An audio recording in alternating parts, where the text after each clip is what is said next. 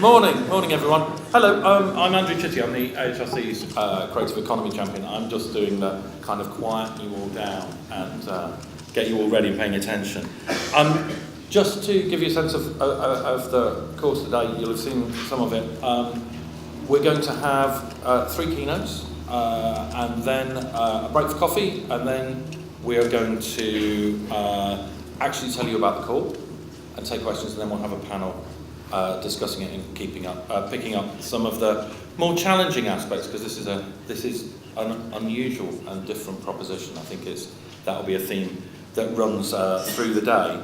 But to get things going, I'm going to introduce Anthony Lilley, who many of you will know, Chief Executive of Magic Lantern Productions, also Professor of Creative Industries at the University of Ulster.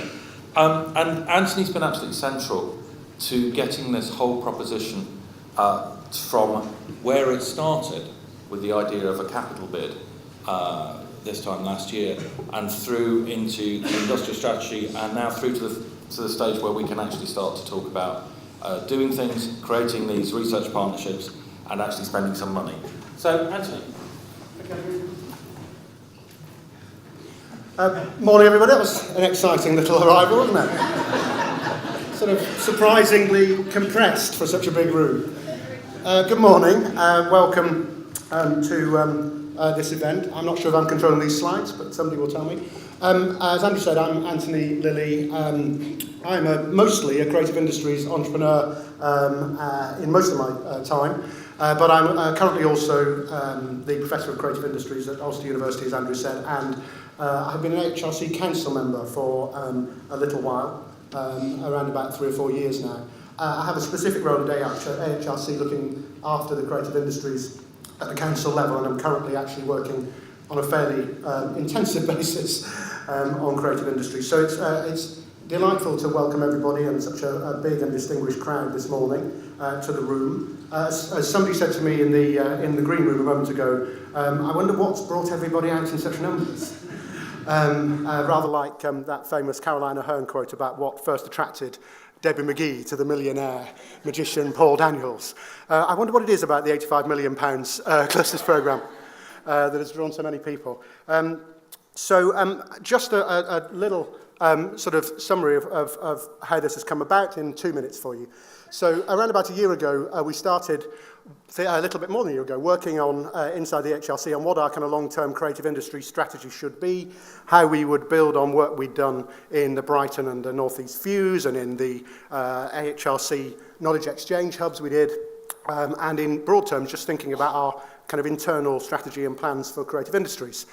And then the government announced the industrial strategy, which sort of turbocharged everything rather, and gave us an interesting new opportunity. Now, I've been around creative industries policy for 20 odd years, and I saw the moment, and I think a lot of us saw it and thought, oh, well, we obviously got to have a go for that, but it'll probably go to biotech, and it'll probably go to people making batteries for cars, etc., because it usually does.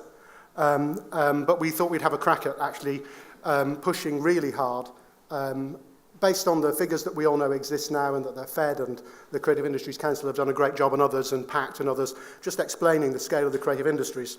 You will be surprised, perhaps you wouldn't, how hard it is still to make that case in certain parts of government, but at least in the context of this funding, it has been made. We fought really also very hard to ensure that the funding was invested in a way which had a good chance of actually achieving the outcomes, which, if you're from the commercial world, you would have thought that was obvious. But actually the politics was driving us towards something which wasn't necessarily as likely to deliver what we're trying to do here, which is growth and jobs and research-driven innovation. It was less likely to deliver that in the sense that it was not paying attention to the fact that the creative industries is very broadly spread across the country, that clustering is immensely important, that the supply of high-end skills and research and innovation is not yet sufficient. We were slightly being pushed towards building a big building and calling it the sort of Future of Creative Industries Centre or something. And we fought very hard for the clusters idea because we think it's true and because we think it's the most important way to achieve excellence across the range of a sector which is not a sector. It's an abstract, as we know, policy conundrum. So we wanted to ensure that this could be done through a mechanism that could work. And then we had a lot of politics and the election intervened, etc. And we have been successful in achieving the funding. It's actually 51 million in public money coming in over the life of the programme, subject to the budget cycle. And the programme overall should end up at about £80 million. And we're also working on an additional bid to the next wave of the Industrial Strategy Challenge Fund at the same time. So I'll close just by saying it's delightful to have you all here. You'll know more about the process and more about the mechanisms later on. But if I had two sort of messages, really, it would be they're encapsulated in the following anecdote. Over the last sort of 3 months or so, I've been talking to a lot of vice-chancellors and a lot of industry people and venture capitalists as well about this programme of work and what we're trying to achieve with it. So I've had VCs called vice-chancellors at one end and VCs called venture capitalists at the other. And neither of them have been terribly happy with what we've got, because for neither of them is it entirely business as usual. For a VC in a vice-chancellor way, this is probably not the same kind of money that you're used to. There are strings attached. This is industrial strategy money. There are expectations of jobs and growth and innovation. It's not traditional HE research money. It's very hypothecated money with very particular strings attached. For VCs at the venture capital end, it isn't innovation money that just brings things straight to market in a very short time scale. It isn't that kind of money either. It's sort of in between. So I kind of figured that if both kinds of VC were a little unhappy with me, we're probably pitching it somewhere about right. And I hope we are. So hopefully today you'll learn a bit more about it. You'll be able to think through some of your ideas and really understand where our priorities are. But thanks again for coming, and I'm going to hand over to our first keynote, who is John McVay, the Chief Executive of Pact. If you'd like to join me on stage, John.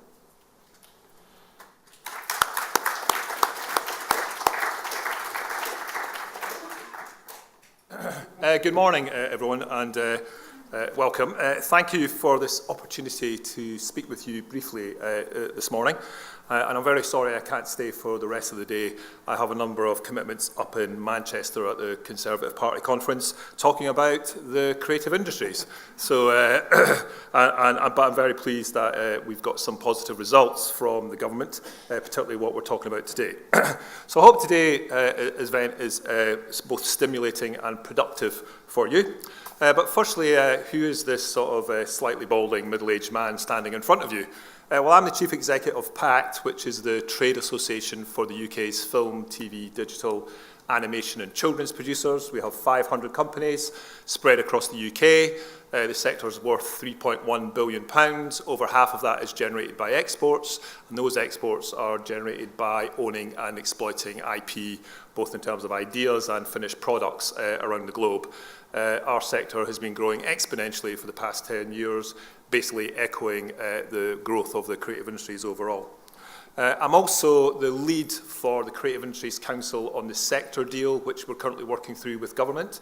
That is a unique opportunity that government has offered the creative industries, and thanks to the hard work of both Anthony, the Creative Industries Federation and many others not in this room, we've managed to convince the government that the creative industries are just as important as people who make guns to kill people, cars that pollute the environment, no longer will pollute the environment, and various other sectors. Now, I've spent 30 years or more of my life lobbying local politicians, regional politicians, now independents, maybe politicians, and national politicians that the creative industries were an important industrial sector. Not just because of our growth, which, as we know from the figures, is outperforming the rest of the economy, but because of the nature of how we do things, the innovation we bring every day to the tasks and challenges that we face, the creativity that we bring, and perhaps other businesses in the future might actually need a bit more of that, and particularly in terms of how we approach the future post-Brexit, where I think ingenuity and innovation are going to be key requirements. Now, clusters is a big debate. I remember working for Scottish Enterprise in 1995, doing a piece of work about creative clusters. And at the time, everyone, all the bureaucrats and the funders and the government, all wanted a nice grid, which basically, once you ticked all the boxes, it produced cluster. And I was a bit of an inconvenience because I said, well, actually, there isn't one cluster. There's lots of clusters. It really depends on what you're talking about, what sector you're talking about. So for me, there's never been one defining issue around clusters. I think they take many different forms. But I do know one thing, and this came up through the Creative Industries Council work, because we're doing a lot of work on clusters, where someone said, right, let's map London and then copy it everywhere else. And I went, let's absolutely not do that. One, you can never do it because of the nature of London over millennia. And secondly, we want to see clusters that are emerging which aren't like London, which are different from London, but are actually growing economic clusters. So clusters for me develop between key relationships and networks, which is why today is important. And each will need to develop these with this industrial strategy funding. And I think this funding will make a big difference to helping accelerate clusters around the country. And that's going to make a major contribution to the continuing success of the creative industries. At this point, I thought there was a really helpful piece of guidance from the AHRC call for bids, which to me really sort of encapsulates my view about how this will work. And I wanted to just take a little bit of your time to read it out. Each creative R&D partnership will address a distinct and measurable challenge or challenges identified by the creative cluster of which they're a part. These challenges will focus on the creations of products, services and experiences, and will have a significant potential commercial impact. Each partnership will be hosted by a higher education institution with full involvement from creative industry partners at every level, from the R&D development activity itself to strategy and governance. Now that is a bit of a game changer. Many of you, some of you in this room, we work with as Pact on various ideas and research, but we've never been invited in your world to actually shape those projects. It's always been, well, we're the sort of source of data and experience, and can you introduce us to the nice sort of commercial people who might know something about the thesis we were trying to develop.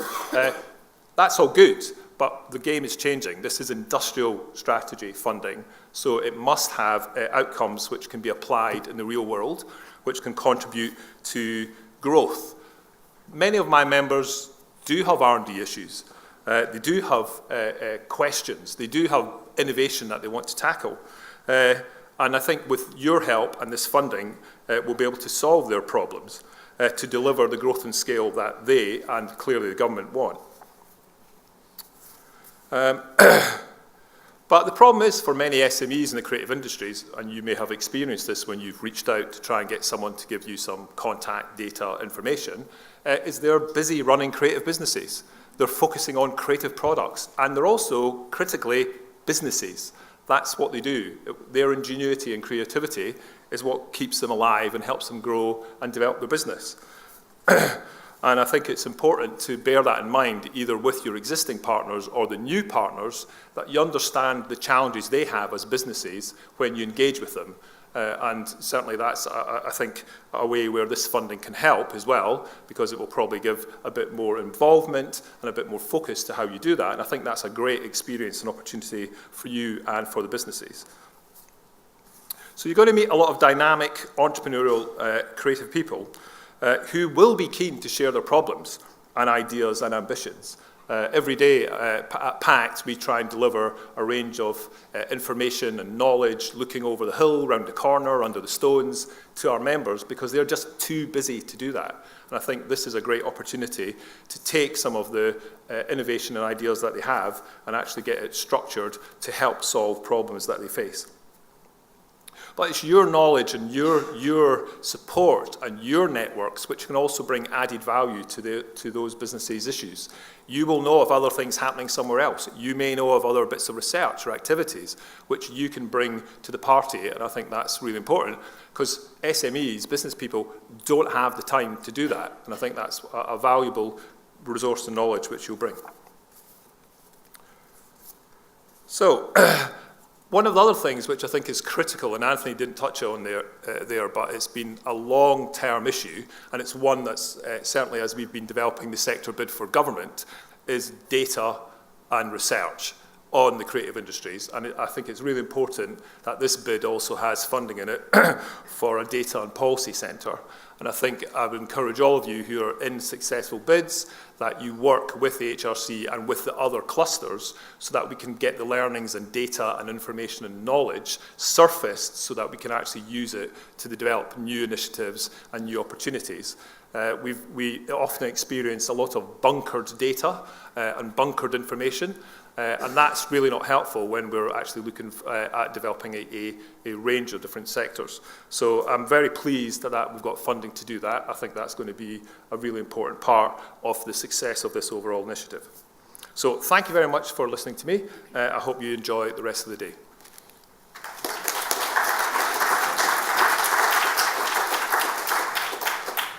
Excellent, thank you, John. We're going to keep whistling on, Rosie. That's okay, so I'm going to introduce now our second keynote. Rosie Millard will be well known to most of you as a distinguished broadcaster. I encountered her recently also in her role of the, I'm going to say, hugely successful Hull 2017 City of Culture, where I've been privileged to do some work, and recently, very recently, become the Deputy CEO of the Creative Industries Federation. So, Rosie, everybody.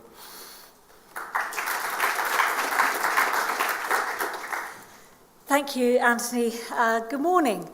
Yes, well, and thank you, John, who's just scooting off, for your comments about the Fed and about the creative industries as a whole, which is a significant and key part of the nation's economy. As a whole, the creative industries are worth upward of 85 billion. As John said, it is a rapidly growing concern. It employs at its height about 3 million people.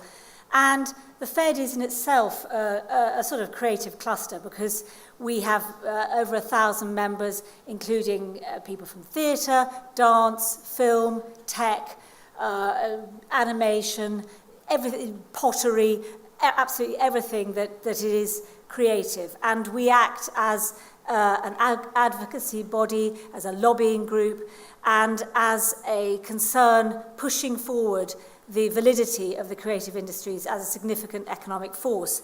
And as John said, we have pushed the creative industries to be part of the industrial strategy that we're discussing today.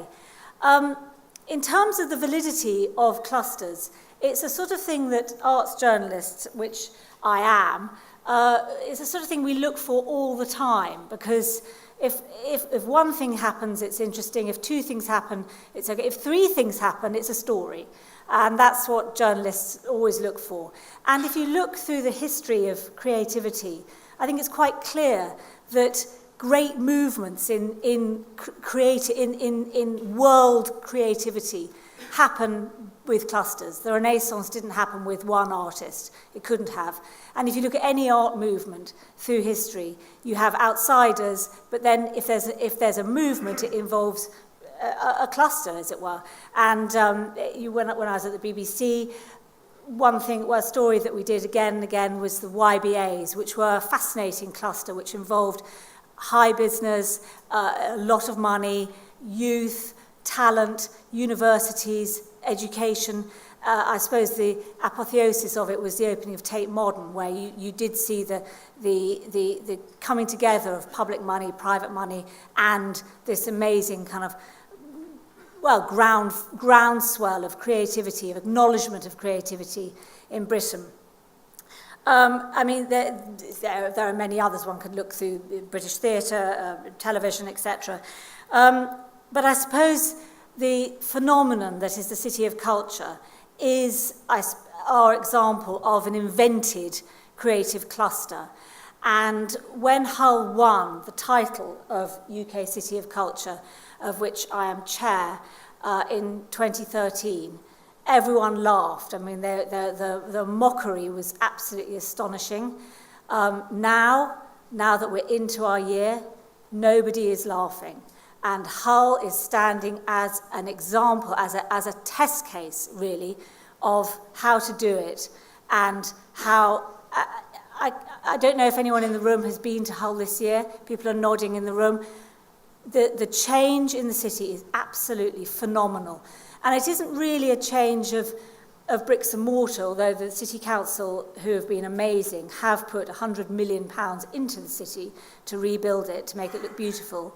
The change is more a change of perception, outward and inward, and confidence and city pride, and money.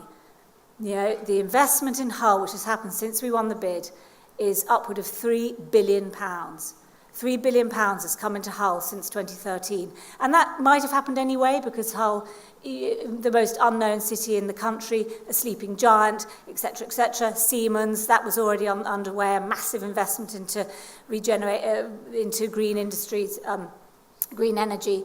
But I think the City of Culture, this enormous creative cluster, has inspired people to think about Hull in a different way. The way that, how and why it's been such a success is not because me and our brilliant Chief Executive Martin Green and his team of 80 people, that's all, sitting in the High Street, have dreamt up a brilliant programme. The reason it's been a triumph is because every single body in the city has been engaged in it, every single one. The City Council, I've mentioned, the university, the hospital, the police, every single school, every single child, 65,000 children involved in this, and all the local businesses. We've had a budget of 32 million. 2/3 of that was public money, the Arts Council, the Treasury, the Spirit of 2012, which is the Olympic legacy, the City Council. But 10 million of that, or 12 million of that, was money from our local, the big industries in Hull. So KCOM, you know, the famous cream phone boxes, and Smith & Nephew, BP, Yorkshire Water. Hull is often flooded, so Yorkshire Water quite key, draining the city. And also, you know, really small solicitors and estate agents and people giving, you know, £20,000. And then we have big donations. So it has been a completely city-wide experience where private money and public money has come together to form a total phenomenon, which has then encouraged masses of investment and a completely reborn city. I could talk about this forever, and my family are totally bored with me going on about Hull, because I have been talking about it for about the last 5 years.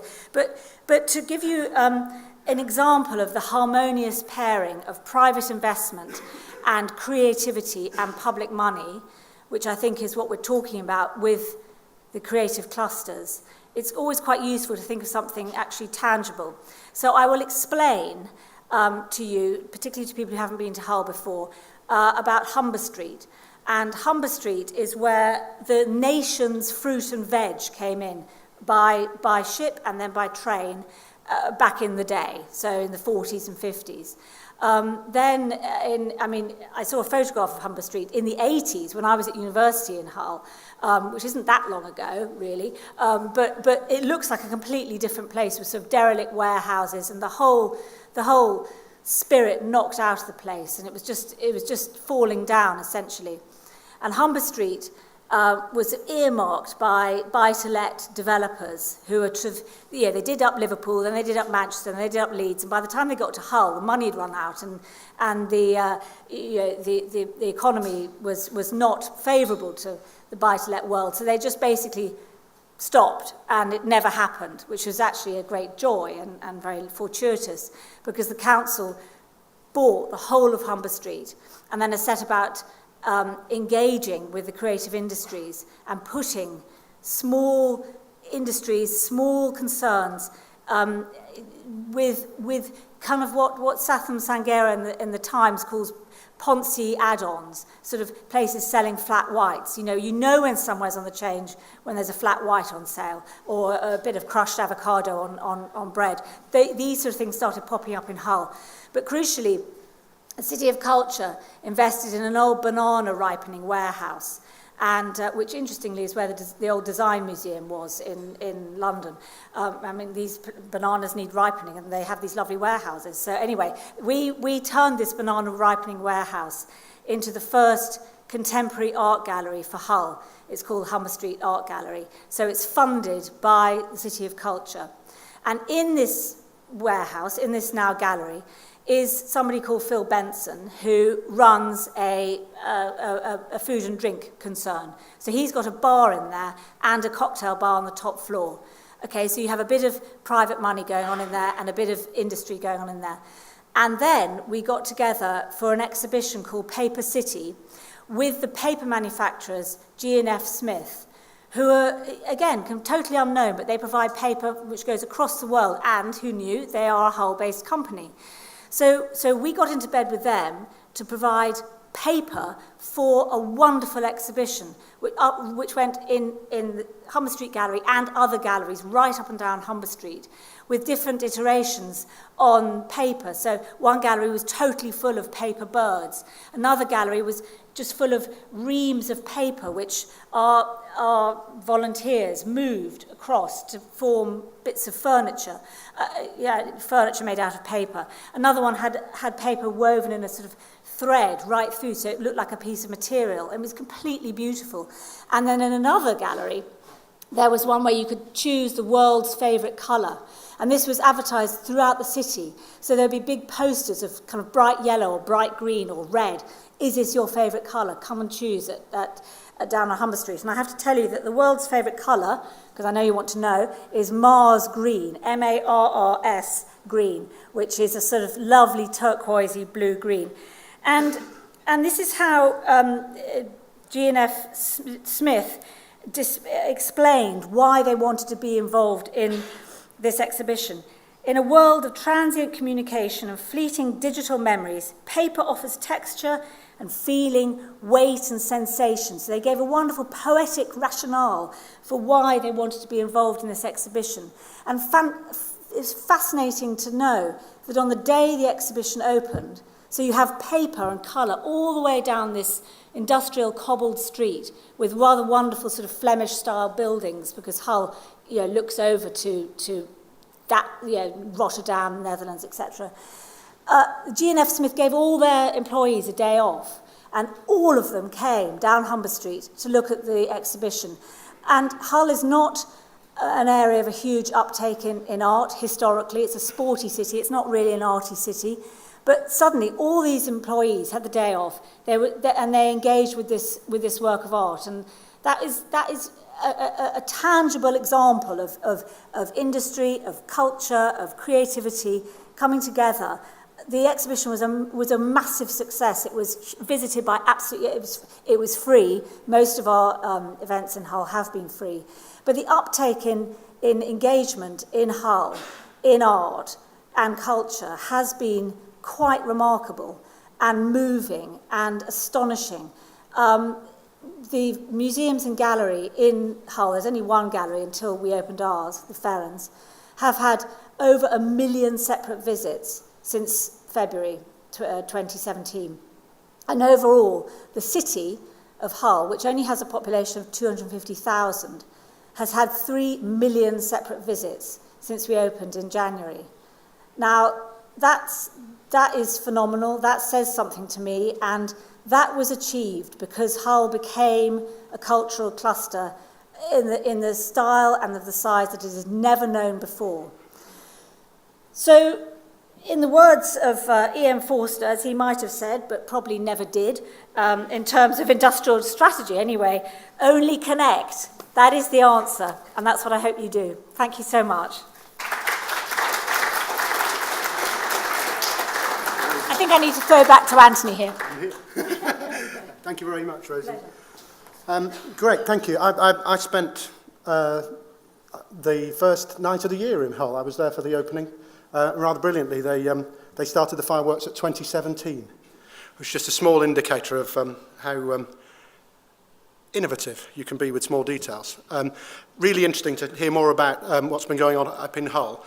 What our next keynote speaker's going to do, I think, is dig into a very specific area of her expertise, but also we invited her to share her eminence and her brilliance because it's quite an interesting question. We're in London, and there was some, in the process of putting the funding bids together that gained this funding, this programme funding, there was some people who thought they couldn't be a cluster in London because London was a sort of enormous cluster, and there were some people who felt that all the clusters by definition would be outside London as part of a kind of regional growth agenda. And I think we've managed to sort of broadly square the circle by responding to the industrial strategy in two ways, one of which is to say, yes, of course, you need to go, as John McVay said, where clusters of excellence exist, where you can identify challenges and where they can lead to the outcomes you need from the industrial strategy, growth and jobs and innovation.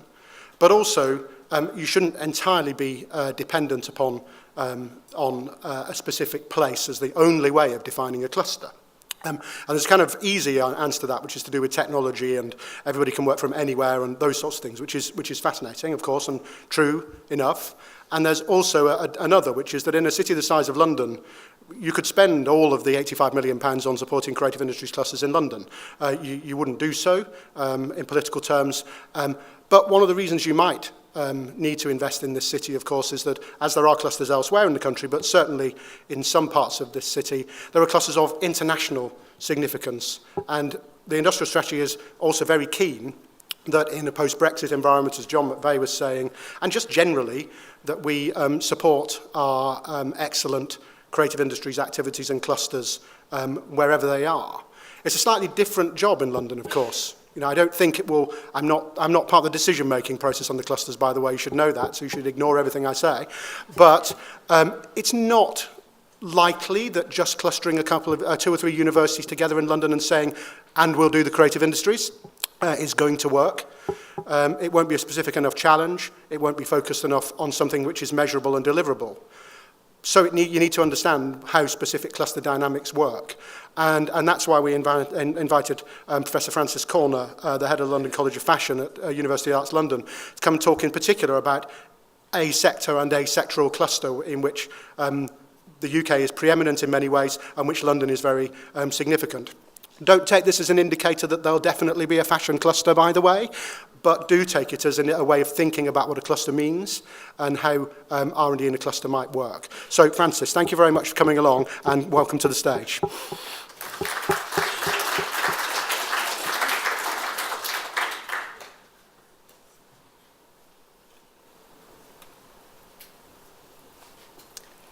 Right. Good morning, everybody. Hopefully I got a presentation. Yes. And also, I know Hull. I was the external examiner there in the 90s, and absolutely wonderful city. And I was always bang on about how beautiful it is and how interesting it is. So anyway, thank you very much, everybody, for listening. And it's quite interesting, I'm going to talk a bit about, in a way, this fashion cluster that we've been working on for about the last 2 years, so way before this call came out. And I suppose what I'm going to say isn't linear. It's something about the fact that a whole range of people came together to explore some of the issues within East London in particular, and how we might regenerate and respond to all sorts of opportunities for developing the fashion industry. So as I said, it isn't linear, but you can see that in a way it is sort of interrelationship, and I think that in a way for me that's what a cluster is all about. It's a coming together of people and organisations from a range of different sectors who actually believe in the significance and importance of something, and they're again going to operate in a number of different ways to actually deliver that.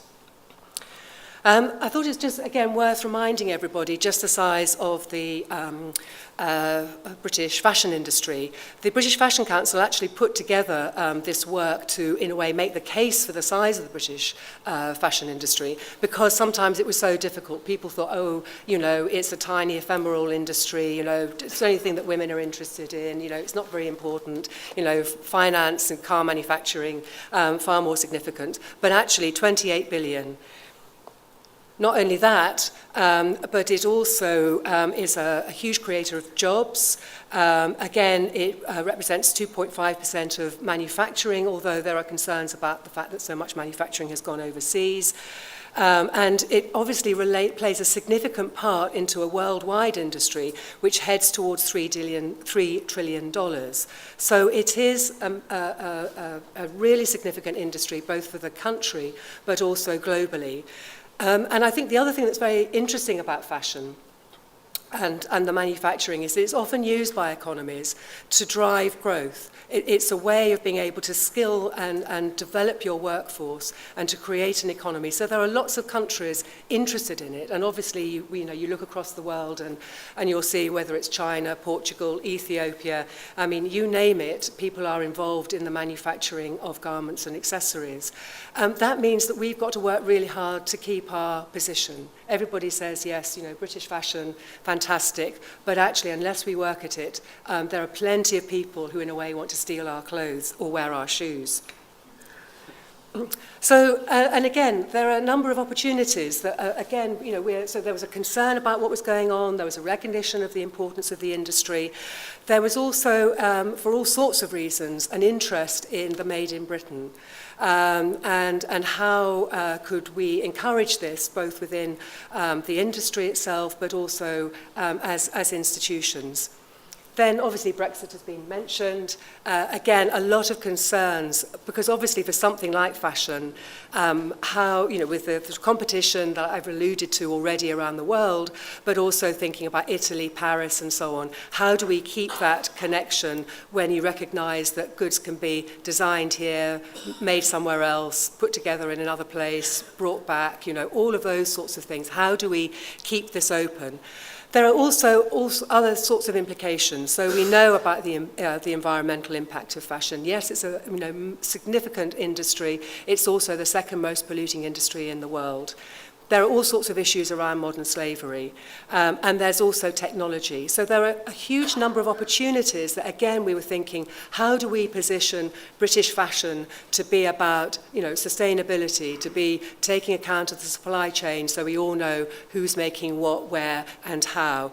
How do we use technology to redefine what manufacturing might be? And we're really good at these sorts of things here in the UK. So we wanted to see these as opportunities, and that would help form what our cluster might be about. So again, has already been mentioned, and I think it comes back to this idea of a high-level strategy, but actually, in the end, it's all about an ecosystem of people operating in lots of different ways, and so collaboration is absolutely key, and with that we can begin to really pull together jobs and opportunities, skills and opportunities, and what we wanted to do was to cluster this in East London. I think, again, there's a really interesting sort of statistic here about that 20% of the nation's GVA, is sort of connected with these 8% of businesses which are located in clusters. And so, that whole idea of that actually we're going to deliver jobs, we're going to deliver economic return, has to be a part of what a creative cluster is for. So why East London? And again, a bit like Rosie was saying, I could talk for hours as to why East London is so important, as she can obviously speak to Hull.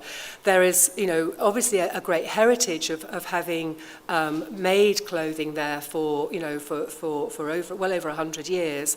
But there are also all sorts of factors like long-term unemployment, a very, hugely transient population, in a way, real opportunities for regeneration. But how is that done in a way that isn't about a sort of gentrification of East London and the creation of really nice jobs? It's actually going to be about really securing skill development and long-term creation of jobs. And so, there was that sort of context, along with the fact that obviously, technology is very important in that part of London, and also there was already a place and an idea that retail was emerging as somewhere very significant. So, in a way, all of that context of a desire to regenerate the area in a very serious way, opportunities being presented because there was a lot of support from local authorities into this, as well as a real commitment and interest in creativity.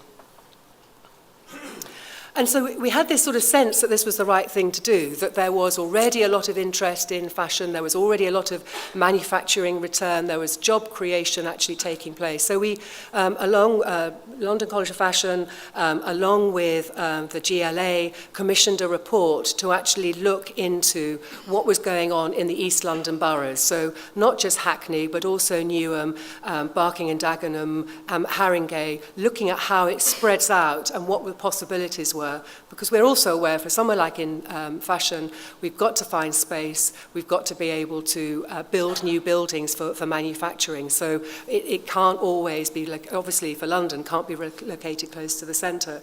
And what was interesting, and as you can see from here, that already there was a really significant, way above the London average in terms of economic regeneration, in terms of employment.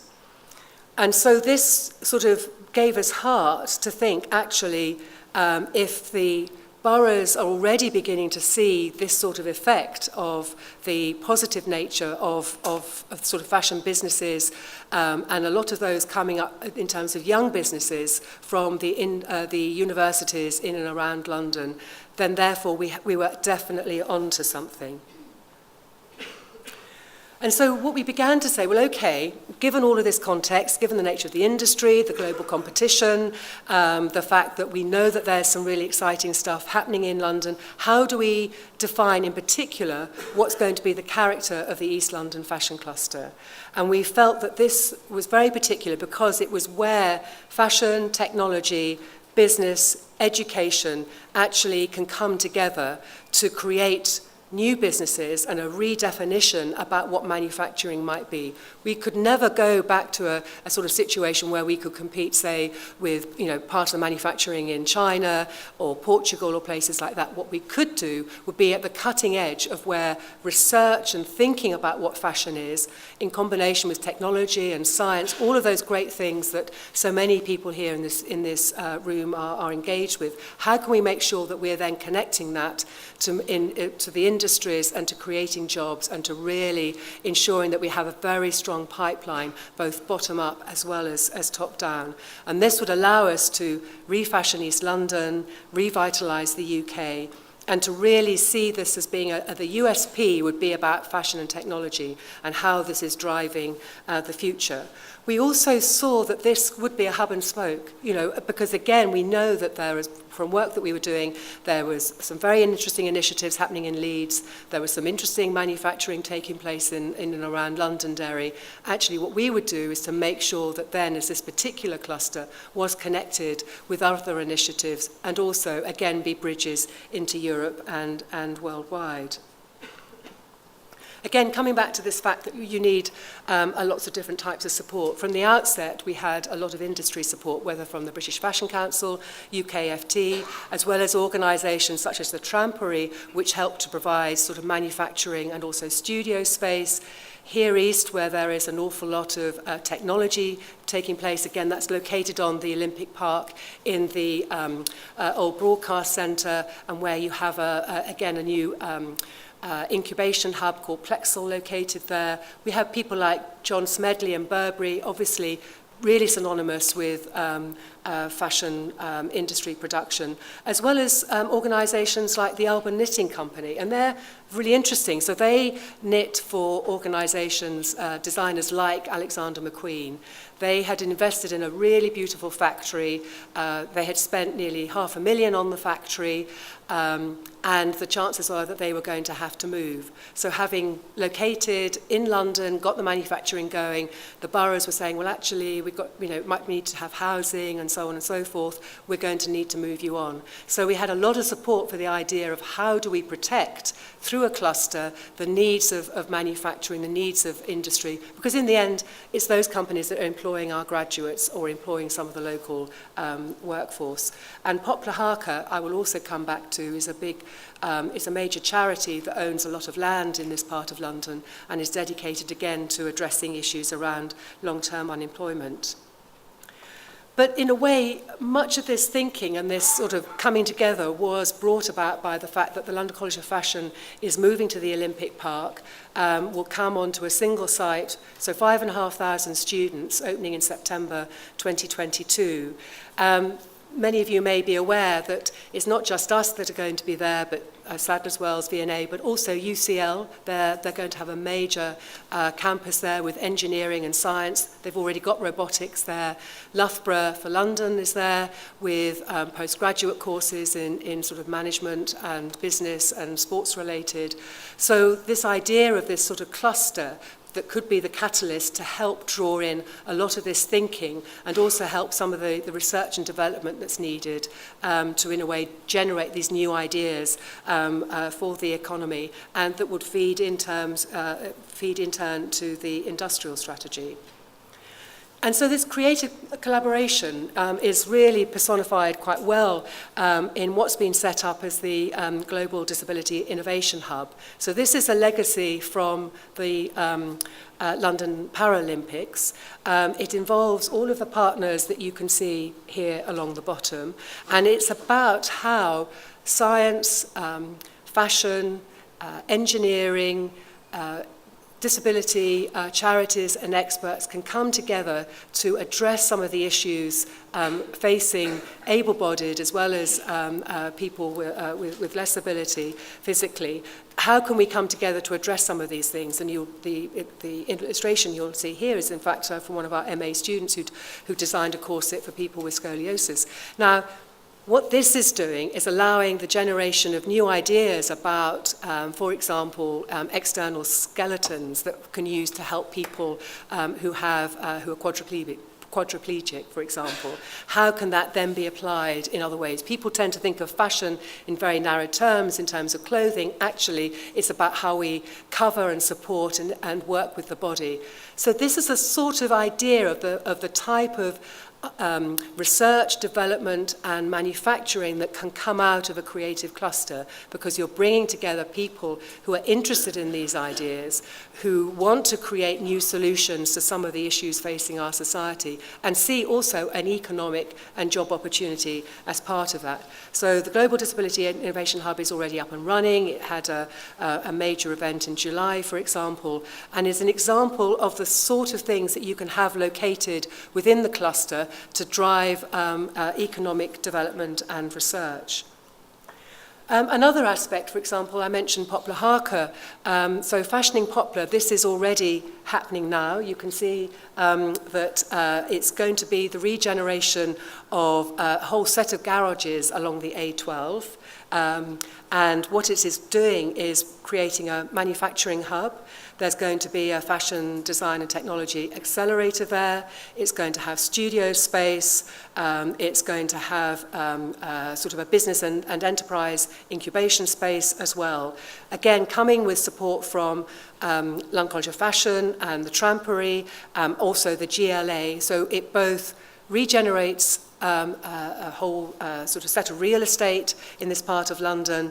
It's also going to be providing employment for the long-term unemployed, but it's also about generating new businesses.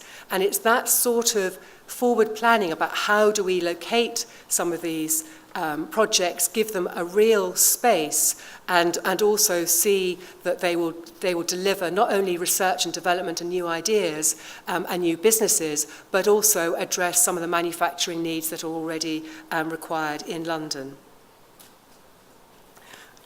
At the London College of Fashion, we already have a lot of experience, and again, there will be, I'm sure, many HEIs in this room who will be supporting businesses as well. So we actually know how to create and grow businesses. We've been doing it for 12 years now. We've been in receipt of public funding to sort of do this. And those of you who follow London Fashion Week we will have supported many of those designers to growing their businesses. So people like Mary Katranzu, Erdem, Peter Palotto, a whole range of them. We've actually really taken a small business and over a period of 2 or 3 years given them space and business advice and production advice, all of those factors to enable their business to become a significant global player. We also, within the college, have a lot of technology that's being developed. So, for example, printed electronics, which is being heat-pressed into garments, bioengineering, looking at nanotechnology and textile innovation. We also have projects that are taking place around augmented and virtual realities, where we're looking at photogrammetry and also the use of motion capture. And this is, again, where it's very interesting because, again, in terms of the fashion industry, technology is really important. It's always been an early adopter. So as you'll know, many of you will buy your clothes online, for example, but behind the scenes, there are all sorts of, significant data analysis around the supply chain so we know how things are produced, how we can reduce the waste. Those are really important. So the technology is there for the fashion show, the augmented, the virtual reality, new ways of retailing, but it's also to deliver some really basic and significant improvements into the supply chain. So what the cluster allows us to do is to push that sort of thinking that's taking place in some of the universities and directly link it to some of the industry, because very often within universities, obviously, we're able to take chances, to explore, to develop new ideas, to have that blue sky thinking that a business can't do, but you join those two things together, and again, what we hope is that that's going to both support the industry, create new products, create new ways of thinking about fashion, and maintain our position globally as the sort of creative force, the manufacturing trendsetter in a way in terms of how things are thought about and produced, because obviously you're going to need specialist skills and thinking if you're incorporating this type of developments into clothing. It requires a whole new way of thinking about it. So all of these factors have come together, meant that we've got to have an action plan. We're working with the GLA, the Greater London Authority, on delivering that with representatives from UKFT, the British Fashion Council, members of the industry. And we're creating a special purpose vehicle to really help drive the thinking about this.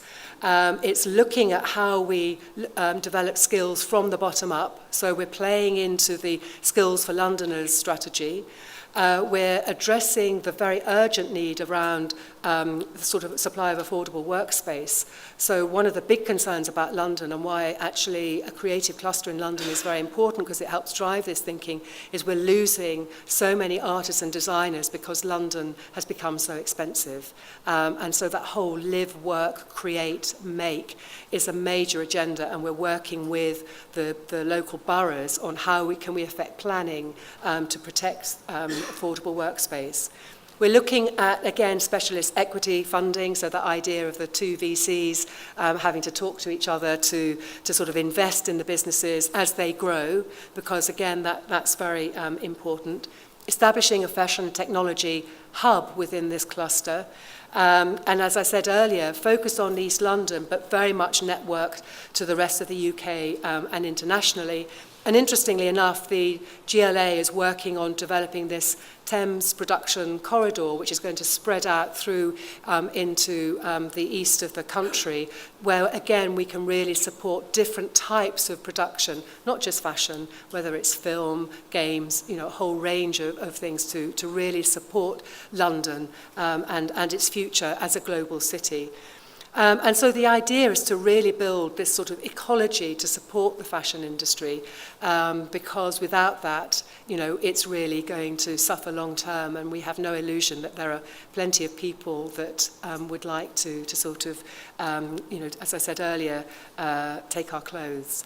So in a way, we started this cluster project, and we've debated quite a lot. Should we call ourselves a cluster? Are we a cluster? In a way, as I said at the beginning, it's a group of organisations and individuals who are really committed to how do we protect our education, our technology, and our fashion industry going into the future. And for us, that is absolutely key to any creative cluster going forward. Thank you.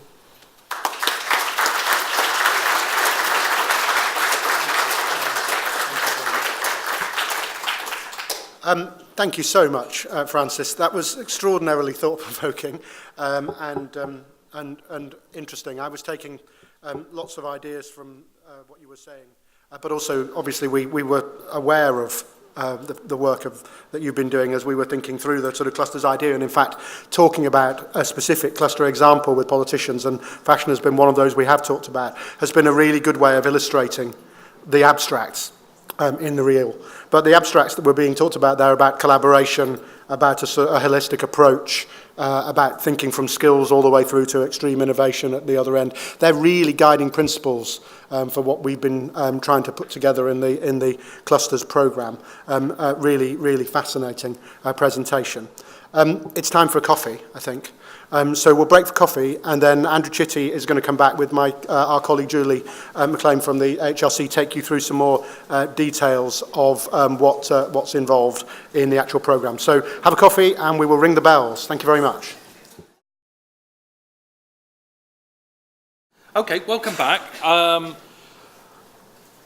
Julie and I are now going to try and tell you what the programme call is. Now, the programme call document went live very late on Friday night, so obviously well in advance of this meeting. So we'll take you through it, and we'll do questions afterwards, because there's going to be, we imagine, quite a lot of questions. And it's really important, this is our first of these briefing events, so you get to ask all the questions that then everybody else repeats at all the other events. But that means that we, in this case, will be making up the answers rather than having already had time to think about them. So that's going to be really interesting. What I think we've heard so far has been really, really useful in trying to focus why this is different, why the objective of this call and the bids that we're hoping to draw forth from you are different in objective from normal Research Council funding. I mean, Anthony started saying that right at the start. We will say this again, probably repeatedly, probably to the point that you'll want to stone us. But we will keep going through it, because this is not standard Research Council money. In fact, it is, of course, the Industrial Strategy Challenge Fund is additional money. This does not impair or inhibit normal AHRC funds. And in fact, in many ways, the AHRC is leading this on behalf of what will become UK research and innovation. So neither is it entirely arts and humanities. So we'll probably keep going on about these things. I thought, I'd start by talking a bit about clusters. So what do we mean by clusters? Francisco's a fantastic example of a real, live, living cluster that is coordinated and has thought about its future development and its architecture. So just to start, as you know, this is industrial strategy money from the government. It's from the Industrial Strategy Challenge Fund. So this was announced earlier in the year. And there have already been a series of investments. So there's the industrial strategy, which looks to do sector deals for different sectors, including, as John McVay was saying, Creative Industry Council, working on the sector deal for the creative industries. The Industrial Strategy Challenge Fund is a large amount of hypothecated funding to support challenge-led research, or challenge-led R&D, that is industry HEI in partnership, in support of those specific sectors. So some of those have already been announced, and they're what you might call traditional sectors. The automotive sector, we've had remotely piloted vehicles for working in dangerous environments, and healthcare, drug discovery, new methods of. You can see that these are playing the traditional role of industrially led R&D in sectors where public policy understands that fundamental research leads to the development and delivery of future value in those sectors. So we all know there is a big architecture around medical research, with fundamental research in the universities at one end and applied research and testing in the pharma companies at the other end. So in the initial stages of the Industrial Strategy Challenge Fund, there was nothing for Britain's extraordinary creative industries. And one of the issues with that is, whilst over the last 15 years, I guess, the argument that the creative industries are an important economic sector has been fought, and to a degree largely won. You don't often find yourself on a public platform with people who, politicians who would say that the creative industries aren't an important part of the economy. The link between R&D, creative research as it were, and the need to invest in that with public funds and future value in the sector. So the role of research and development related to future value, that argument is not has not been one. It isn't an understanding that's universally held.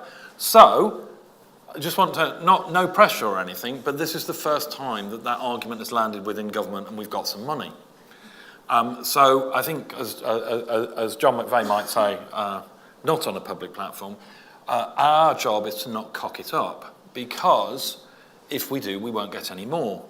So this is what Greg Clark said. This is only last Friday, so if you're wondering why we're kind of slightly making this up as we're going along in terms of presentation, this was the official announcement of the programme. So obviously, last Friday, Peter Bazalgette released his independent review on the creative industries, and clusters was a very, very big part of that, the important role in investing in clusters in the future.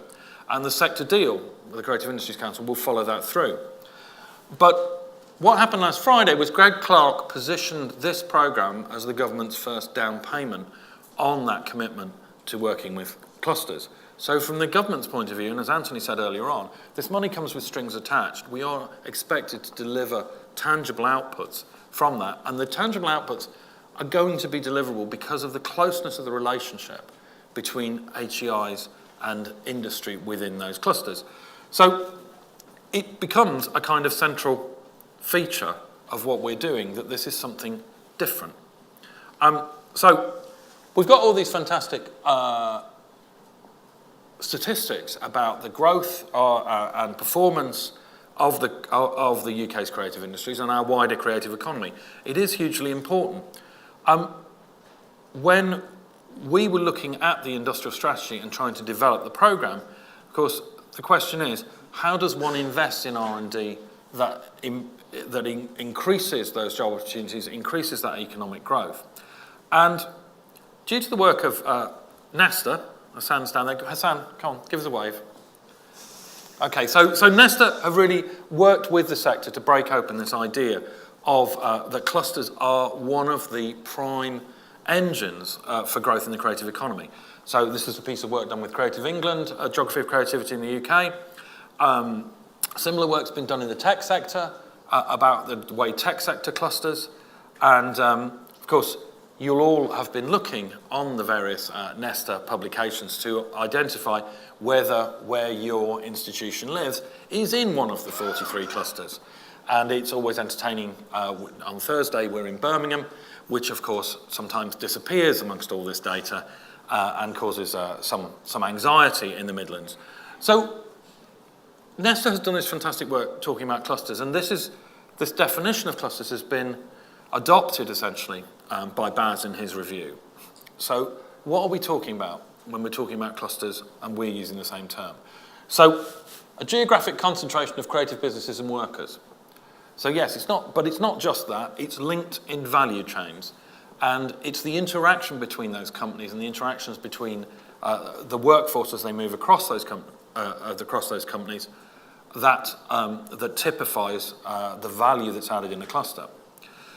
Another important thing about clusters is that they're linked to other institutions, and particularly HEIs. So that's the focus that we're bringing to this programme.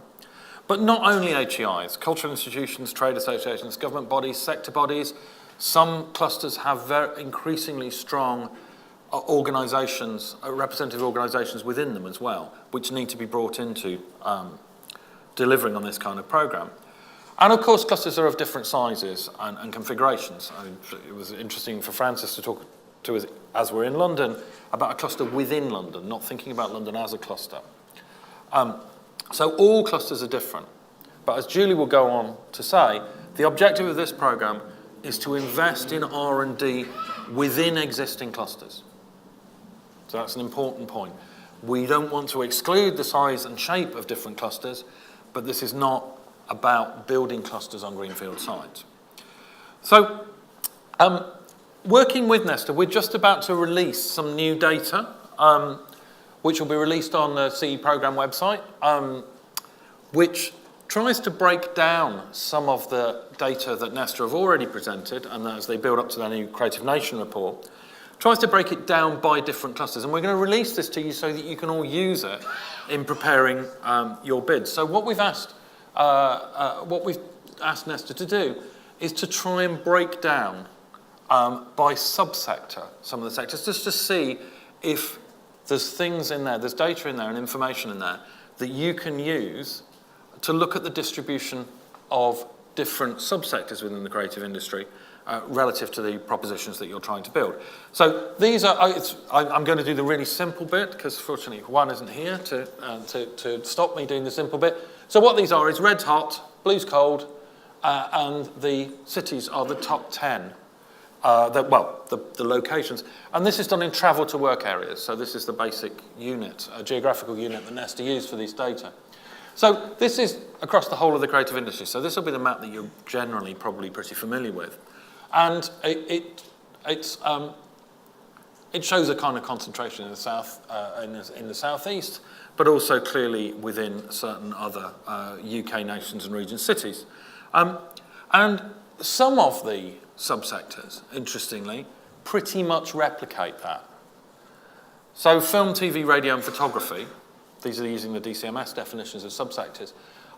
So the audiovisual industries pretty much replicate the overall picture.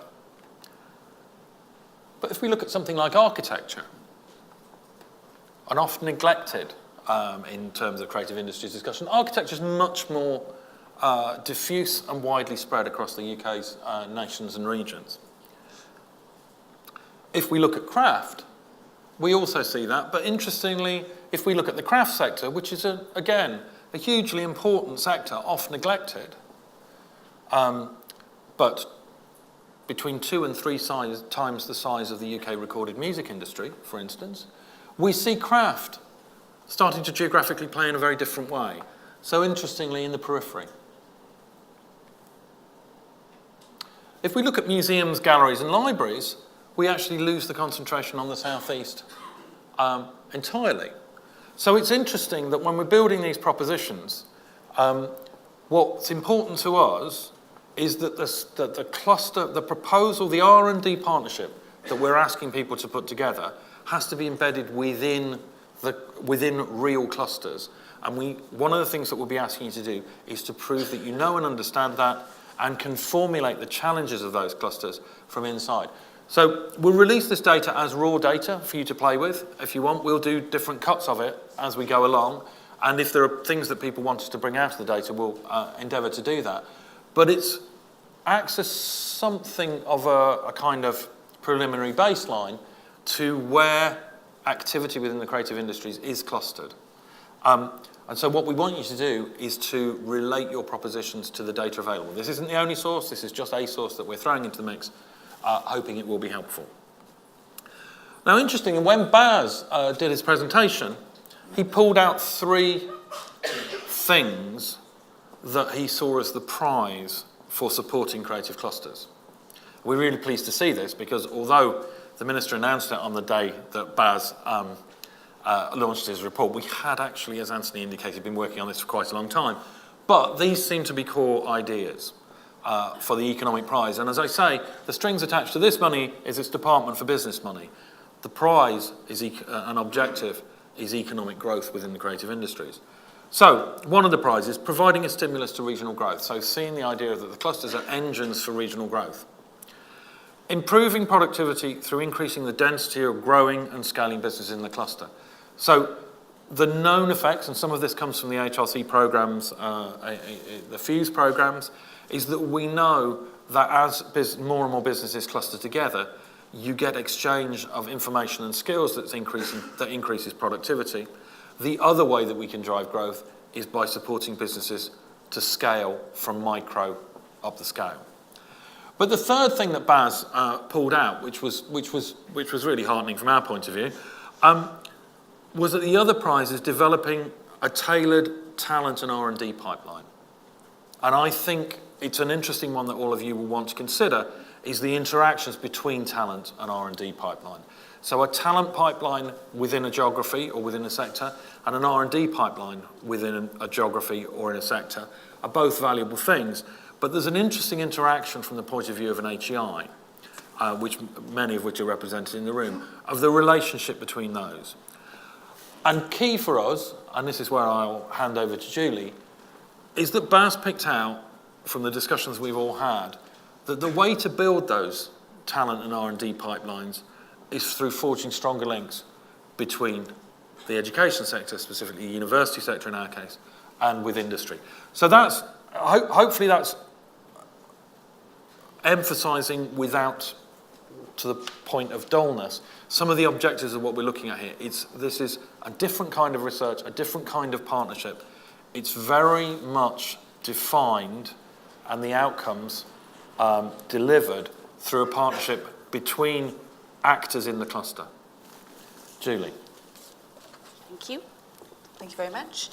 So I'm switched on, I think. It sounds like it. So as Andrew said, we managed to publish the call documents late on Friday. And let me just say a quick shout out to the AHRC team for getting those documents up on the website. Unfortunately, on my way in this morning, as I read them on the train, I noticed a number of things in there that we'll have to tweak. So I say that now because I suspect in questions a number of you will highlight those to us, and I'll correct them as we go. But we're working pretty quickly and in real time here, as I think you all appreciate. So my job was really to translate what you've heard so far today into what you're seeing in the call document. But in actual fact, I think a number of our speakers have done that for me. And so I'm going to try very, very hard not to repeat what you've already heard, because if I say this is Industrial Strategy Challenge funding one more time, I think you really will start to leave the room in droves. So I won't do that. But, you know, as Andrew's just said, this is all about growth. And what you'll see in the call document is that we're always coming back to that point. And I want to highlight a number of things to you that's in the document that you need to think about in terms of your bids. And obviously, today I'm talking about bids for R&D partnerships specifically. But the programme also involves a policy and evidence centre. And we'll launch the call for that by the end of this month, end of October. But I'll emphasise a number of things that you need to think about in terms of those bids, because what we're really trying to get you to think about is that coherence in terms of which cluster is it you're working with, what's the strategy and vision for what you're trying to deliver, what you're trying to achieve. Is it very clearly pointing at industry and pointing at business? And if it isn't, then this isn't the call for you, and that's probably this is unusual for AHRC to be putting a call out that looks like this, but as Andrew and others have said, this is kind of the new world of UKRI for us. This is AHRC putting this call out, but it's actually putting it out on behalf of UKRI. So we've said this again and again, but ultimately what we're trying to achieve here is that growth within the creative industries, but we're trying to do it by really strengthening the connections between universities and creative businesses. We've got £51 million in total to do that with, to enable those connections and build what we're referring to as a more robust creative R&D infrastructure for this sector. We think that universities have an absolutely fundamental role to play in that. So how we're going to deliver that is through the up to 8 creative R&D partnerships, and the up to, I emphasise, and they may not be all exactly the same or all exactly the same size, and I think you'll see some of that flexibility in the call document itself. And as I've mentioned, a creative industries policy and evidence centre, and that's working across the whole. It's looking to generate evidence that is of value and interest and use to the UK creative industries, but also internationally, and that call will follow. So we've, in the actual call document itself, and you've heard people talk about this also today, we're really trying to focus this on what are the challenges, but also what are the opportunities for this sector.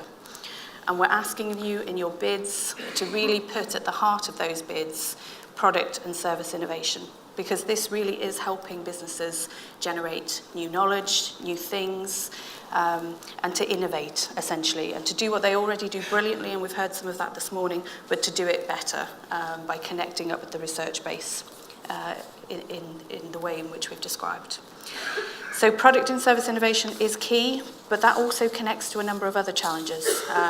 So it's also about skills, it's about creation of new jobs, it's about investment and how to leverage investment from a range of sources, it's about business models, and it's about regulatory frameworks. And it's also about collaboration. And I pause on that for a minute because it's not just, you'll hear us say again and again, it's about collaboration between HEIs, between the research base and creative businesses, but it's also collaboration and connections amongst a range of other stakeholders. And I underline one part of that, and that is that we're also interested in that collaboration and connection between big business and smaller businesses. So you've heard people talk today in terms of value chains and those supply chains and the connections between the smaller businesses and the big businesses, and we're interested in that as part of this call too. So the key aims reflect what we've said and what I'm saying to you now in terms of what we're trying to achieve. The emphasis on this first bullet point is existing creative clusters, as Andrew's already mentioned, and it really is up to you to justify and make the case for the creative cluster that you're working with and within as part of your bid. This is about those connections and really strengthening and demonstrating how you're going to strengthen the connection between the universities or independent research organisations as part of your bid with the creative industries, and doing that in a way that is challenge-focused and challenge-led. So the R&D partnerships, as I've already said, is really about addressing those challenges identified and recognised by the creative cluster that you're working with, and then the Policy and Evidence Centre kind of almost sits around that and provides analysis, evidence on the creative sector, both for the sector, but for policymakers and others who influence the sector. Some key features, some things I just want to underline. The first one we've said a number of times, so it's about existing creative clusters. We're not trying to create new ones in the next 8 weeks, thank goodness. We're really trying to work with the ones that already exist. So challenge-led, you have to identify a challenge. It doesn't have to be a single challenge, it may be several challenges, but there clearly needs to be an articulated, very sharply defined challenge that sits at the centre of your bid and the centre of the partnership that you're trying to create or strengthen. They're hosted by an HEI, but as Andrew's already said, they bring together the relevant partners that are needed to actually address that challenge. And no more than that, essentially. There needs to be that sense that it makes sense who's part of the bid are there, and you can see, and we can see when we read the bids, exactly what they're there to contribute. Collaborative, and you'll hear us say that again and again. We're really interested in this being an absolute, genuine and real partnership between the research base, between the HEIs and the businesses. It's not going to work if the university is deciding what the challenges look like and playing that back to business, vice versa. It's not going to work if only business can see what the challenge is and can't see how the university and the research base is going to work with it. So it really does need to be built around co-design and co-delivery. Multidisciplinary, I think we're here as Arts and Humanities Research Council, we've said it already, but ultimately this is about pulling in the right research contributions into the partnership to address the challenge that you've identified or challenges that you've identified.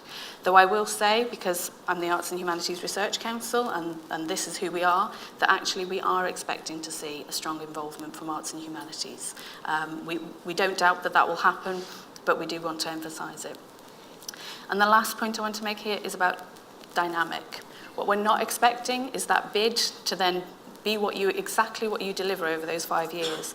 Yes, we need to make sure that the challenge is clearly identified, there's a clear work plan as to how you're going to address the challenge or challenges, but it needs to evolve, and we recognise that, and I hope you can see in the core documents that we're recognising that and seeing that 1 year in we may need to revisit and actually revisit the activities that you're taking forward, how have they worked, and there will be that scope for some change. Identifying challenges, and again this is just underlining for you, the challenge has to be defined by the needs of the cluster that you're working with, and it must be recognised by industry. They must be there framing what that challenge looks like. It needs to be focused primarily on the creation of products, services and experiences.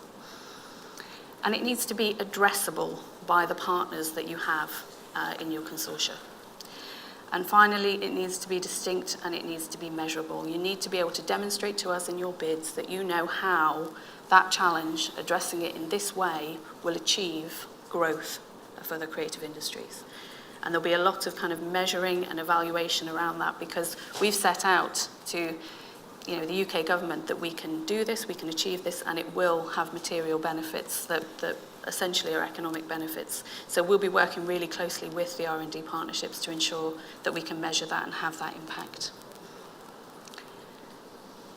So this afternoon, obviously, there's a bid writing workshop that gets into much more detail about that, the sorts of issues about how you prepare your bids, and I don't want to get too much into the nitty-gritty. But a couple of points, and the main point here is really one of coherence. The bids that you prepare really need to hang together from the strategy and vision and what you're trying to deliver through to the activities that you're going to put together, the partnership, the people around the table, and who you're working with. And all of that will rely and depend on really strong leadership. And that leadership needs to come both from the research base, the academic base, and the creative industries.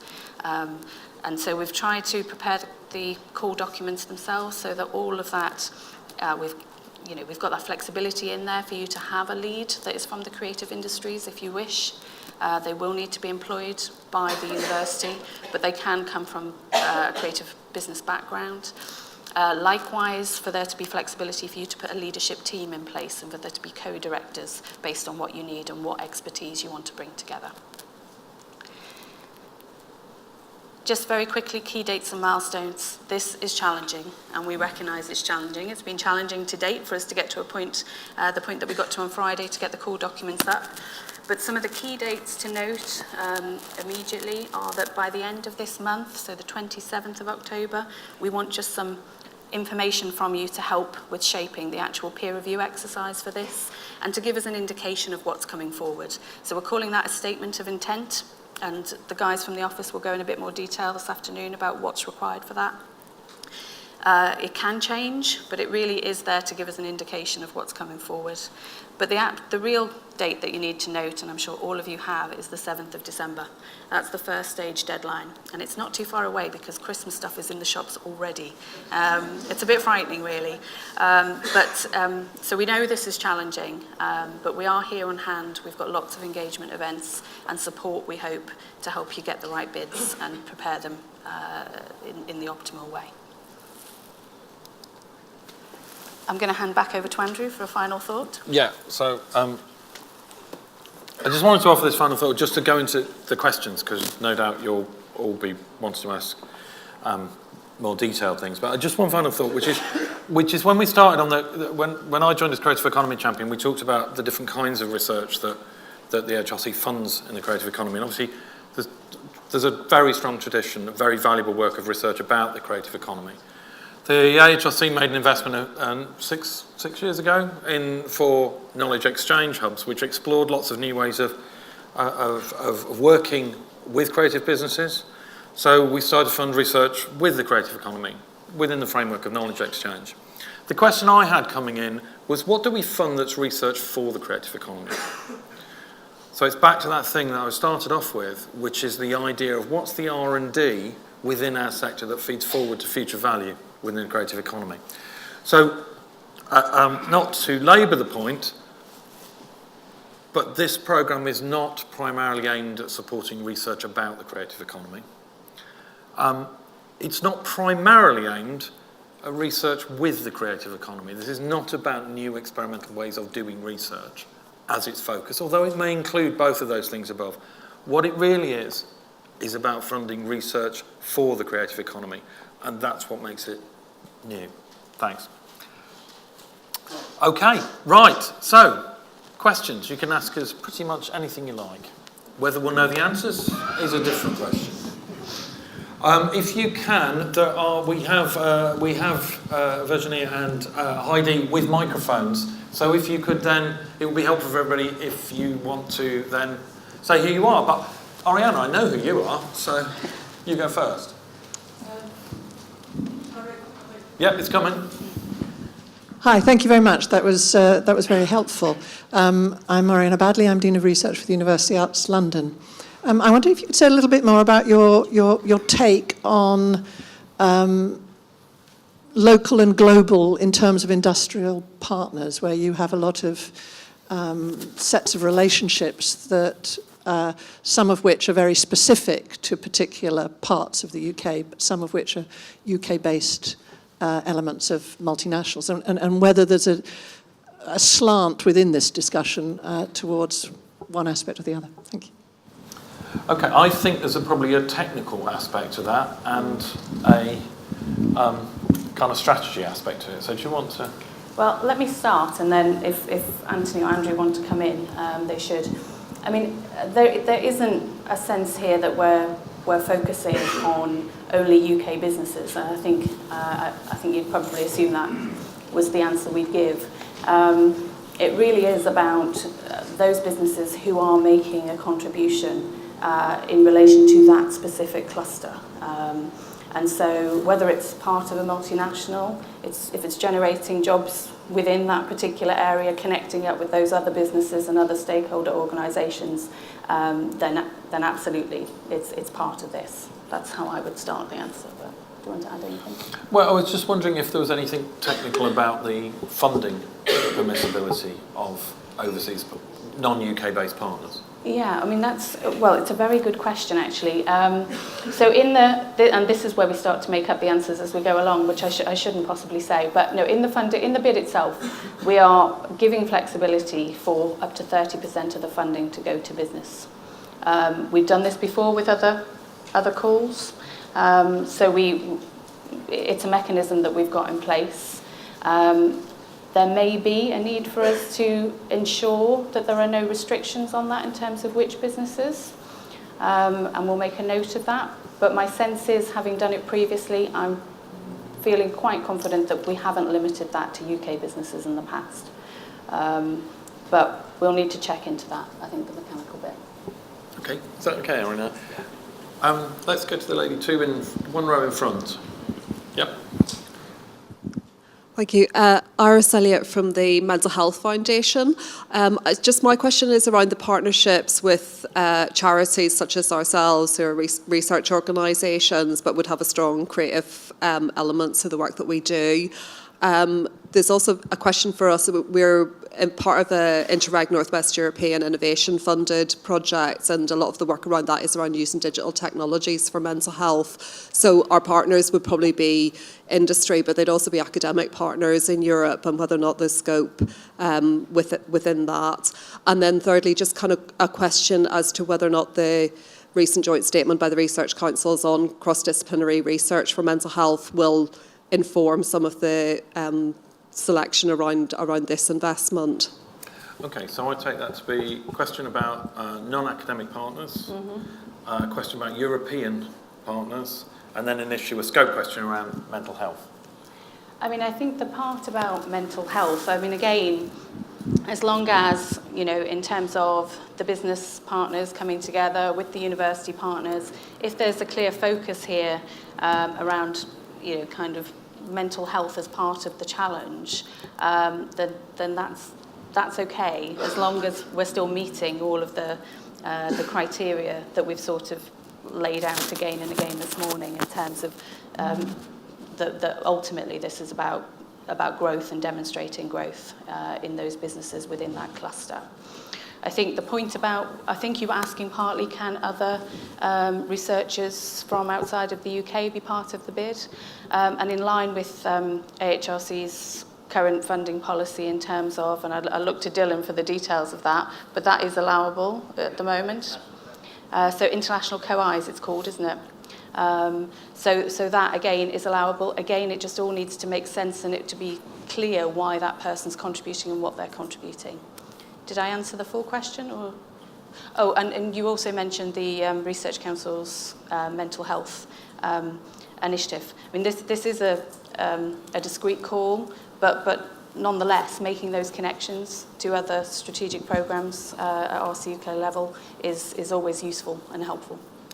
Can I just say something about I think there's a really, really interesting area which is the interaction between the creative industries and the future of healthcare, particularly around creating new products and services, new ways of delivering healthcare, and probably the most exciting area within that is mental health. I think the thing that for me would influence it in terms of this call is, where is the cluster that's doing that? So, I mean, off the top of my head, Liverpool is a place that's doing a load of those things and has a load of creative businesses that have started to interact with healthcare providers, but they are still noticeably creative industries businesses. So I think we're still the creative industries clusters program, but if there's a cluster that is interested in articulating and growing the economic power of that interaction between creative industries and healthcare, then great. So I'm not sure if my mic's on, but I would just sort of emphasise slightly, I think I am on, I'd emphasise slightly that the heart of the programme still has to be in the creative industries.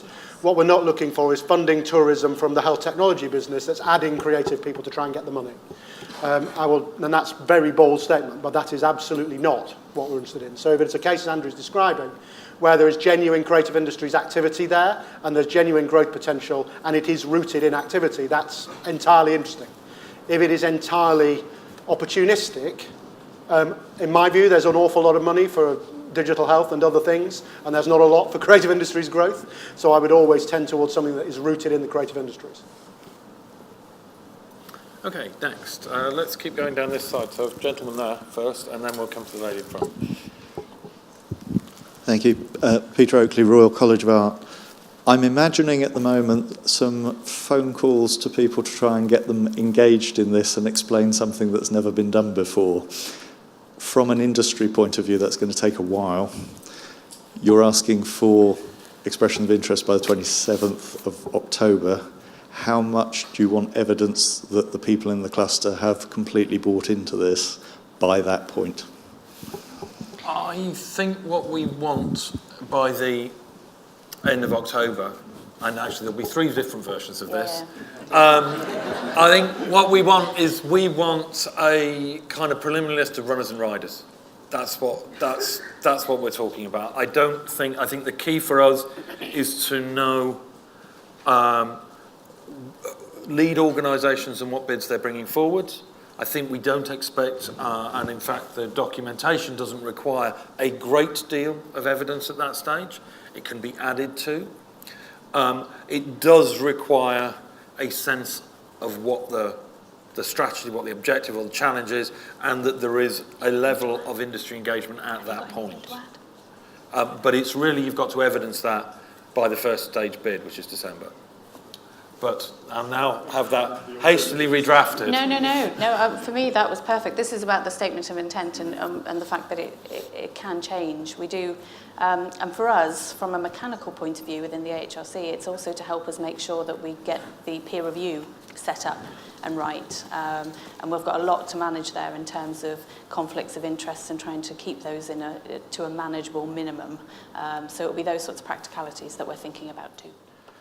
And my version of that is that I've got specific responsibility for trying to do that at the programme level with industry as well, so I feel your pain. Trying to do that at the national level with the BBC. It's almost impossible to organise the meeting with the BBC in that amount of time. So indications of direction of travel. Yeah, we'll come to the lady in front. My name is Richard, the British Library. I'm afraid it's another boring eligibility question, and maybe one you need to make up again. So the independent research organisation eligibility, I'm guessing that the hosting and leading on R&D partnerships is universities only, but I just want to clarify that. And I also just wanted to hear a little bit about your thinking on, we do lots of R&D directly with industry. So can we see ourselves here as research partners working with industry, or are we better putting our industrial needs, linked to R&D done by universities? So you're right that the eligibility is, we see an absolute role here for independent research organisations. But for the R&D partnerships, we feel that these need to be hosted in an HEI, partly because of a number of things the HEI can do and bring in terms of risk-taking and other things that we've heard mentioned this morning. But the Policy and Evidence Centre can be led by an IRO, so that's an important distinction. So and the reason why we wanted to make sure IROs were a key part of this call, both in terms of the R&D partnerships and the Policy and Evidence Centre, is because we do recognise all of the commercial activity and contribution that you make. So there's a number of ways in which I could imagine IROs engaging with it, and it will all come back to the fact that this is primarily creative industries focused and growing the creative industries within those particular clusters, and it's just how the IROs are contributing to that within those particular locations, if that makes sense. I think it's also probably worth saying that as far as the IROs go, I think they've got an enormous contribution to make. One of the questions I pose to the IROs is whether that's contributions made and dictated by where they're located. So I think IROs have a really interesting contribution to make, thinking about which partnerships they may join and which they may add value to, not necessarily defined entirely by the geography of their HQ. Yeah, should we go down here? This side, you're all a bit kind of, come on, you've got loads of questions. Right, well, we'll go back, we'll go at the back, over there. I think it might be my glasses. Yeah, sorry. Down here. Do you want to go first? So, yeah, okay. Susie Layton from the Culture Capital Exchange. I just wondered if you could briefly speak around the match funding requirements from the bids in terms of cold hard cash rather than expertise or in-kind support. Julie and Dylan, so, I think that's definitely for you two. So there is a substantial contribution of match funding, as you'll have seen in the core document, because partly reflecting the fact that we want everybody who comes together to deliver these to be absolutely there for a reason, bought in, committed, etc. So we want the partnership to kind of be owned by the full partnership. We haven't set a clear, it must be X amount of cash contribution. We recognise that that's going to be a challenge, but we are saying quite strongly that we would like to see a cash contribution. What we don't want is all of that match funding coming from universities. It has to come from a range of sources, and some of it needs to come from creative businesses who are going to benefit from this, and therefore we want to see that commitment and that involvement at that level as part of the match funding. But we're not going to get down to very, very specific X amount needs to come from particular sources, but the clear message here is that there's an expectation that it will come from a variety of sources, and some of it will come from creative businesses. Anything to add? I think it's worth mentioning a bit about it coming over the lifetime of the award as well, so we're not expecting to see a massive upfront contribution, fully costed, fully auditable right from the point when you submit your bid in October. But throughout the course of the project, of the programme, we expect to see that kind of firming up a little bit. But though the partnership will have to commit to matching what the requirement to match. Anthony, anything on that? No? Okay, right. So can you hear me? Yep. Paul Nightingale, Sussex. I was the PI on the Fuse project. My question is about the extent to which this is being seen as the creative economy, doing research to support the creative economy, whether the boundary around that is just arts and humanities work, because a lot of the constraints on the growth of these firms aren't just on the arts and humanities side, and how that's going to be communicated to the people involved in peer review. Because if you're doing an interdisciplinary proposal, there's a real danger that you're going to get killed in peer review if people are, well, this doesn't fit. Yeah. And Anthony, I can see you're already on the edge of your seat. You're kind of on my specialist subject now. You're completely right. So the terminology we use in the core document is rooted in the arts and humanities, and please don't ask me what percentage number is rooted in, because I won't answer it. But there has to be an arts and humanities component. If anything, we're promoting, and this is more jargon for you, we're promoting an anti-disciplinary approach to it. Don't think about it as being about how disciplines join. That's what challenges are. They're anti-disciplinary. They're about solving the thing, making the product, the service, or the experience. Then you put your finger on the other, the weakness in that, or not, the challenge in that, which is how you ensure it gets peer-reviewed correctly. Peer review structure will include people from industry. It will include people from outside the UK, almost certainly, and also from industry. So it will not be standard peer review college territory. It is hard to get this fixed and sorted in time, but it's one of the major challenges. And also you should be conscious in the room that all these decisions will go up to AHRC Council as well. So there's an awful lot of focus on the question of how we actually get that peer review process right, how we ensure the right people in the room, and how we brief those people in so that they understand that this is different kind of money with different strings. You will be bored of us saying that, but you won't be as bored as everybody else in the programme is of us constantly saying that. Because if it is peer reviewed as kind of interdisciplinary academic, we'll fail. It's really straightforward. The aims of the game will fail. And so we're working hard to solve it. If you have clever ideas on how to help us solve it, then email me afterwards. Okay, I'm going. That side's still very quiet. I don't know what it is. We'll start at the front, then we'll go back this time. Alec Robertson, Independent.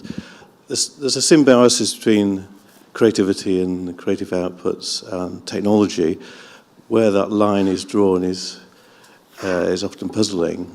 For example, if one put in a project to do with the adding of value by extraction of data from creative outputs in a kind of Facebook model, would that be outside the remit, where you're actually saying the creative industries could add income streams by using data as Facebook?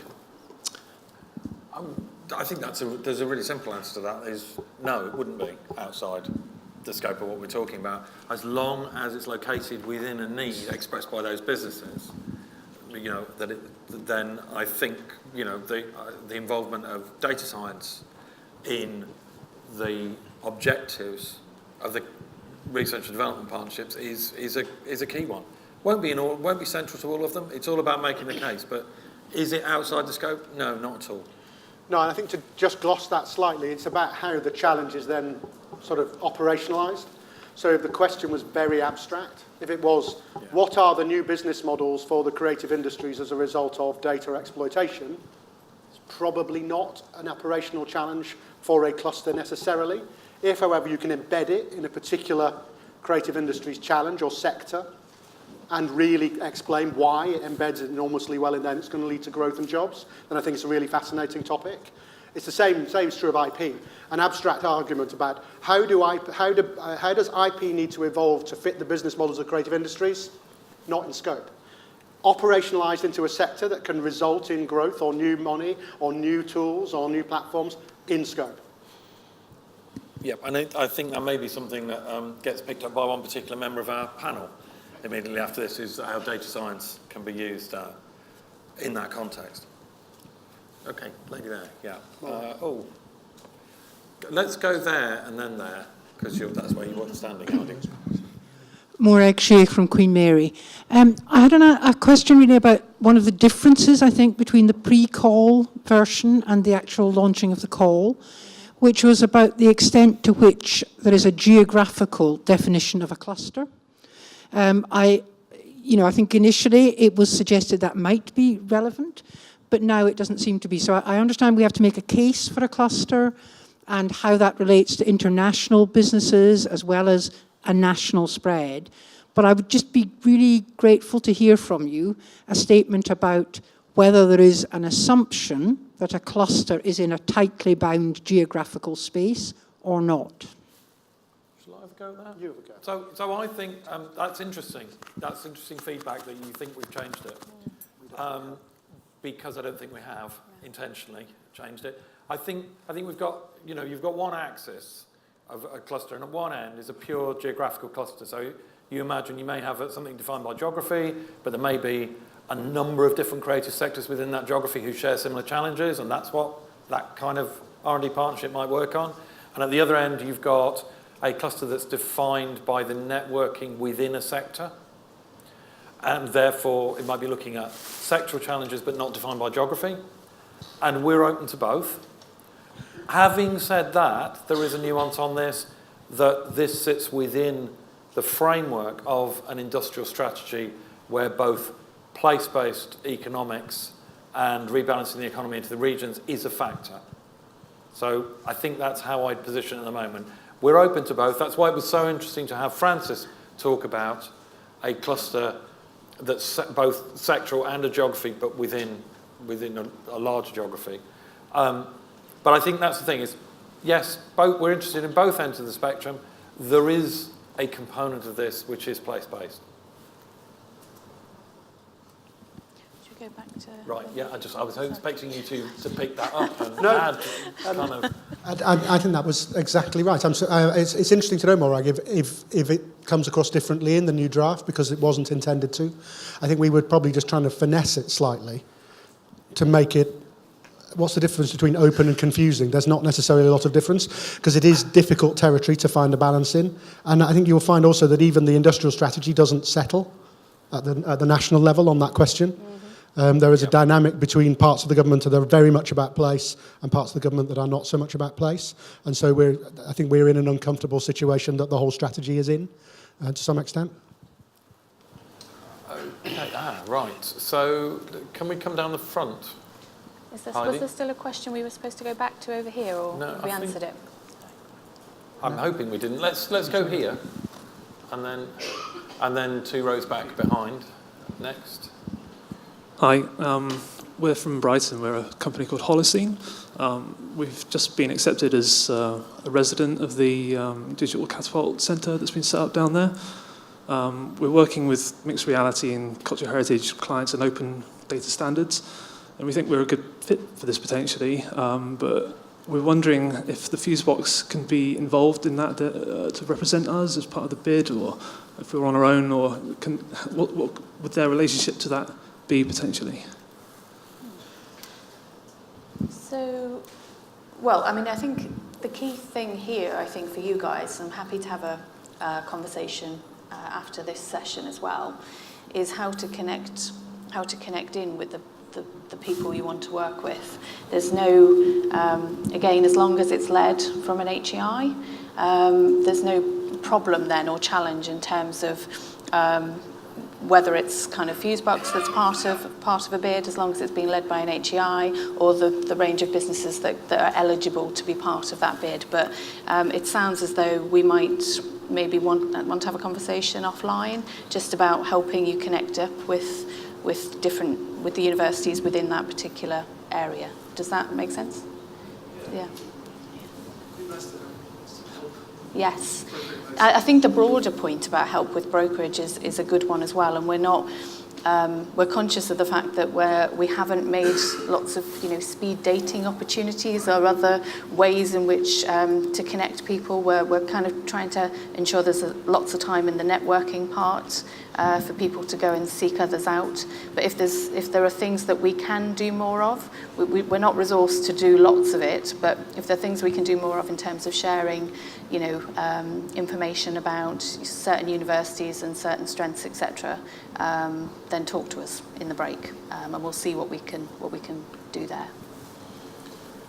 Okay, let's go for. Hello, Angus Phillips from Oxford Brookes University. I just want to ask a bit more about the funding side.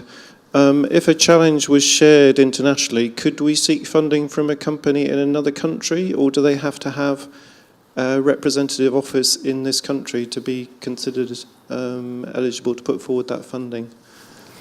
I think this is one of the questions that we've got some homework to do on. I suspect that we will need the business to have a base in this country, but I'd almost like us to take it away and do some homework on that if that's possible, because somebody else had obviously raised a similar question earlier, and I think it's something that we haven't got down into the detail of that we need to do so quickly. So how would we get that feedback? You'd revise the document, or you put forward? What we're going to do is there'll be a detailed FAQ.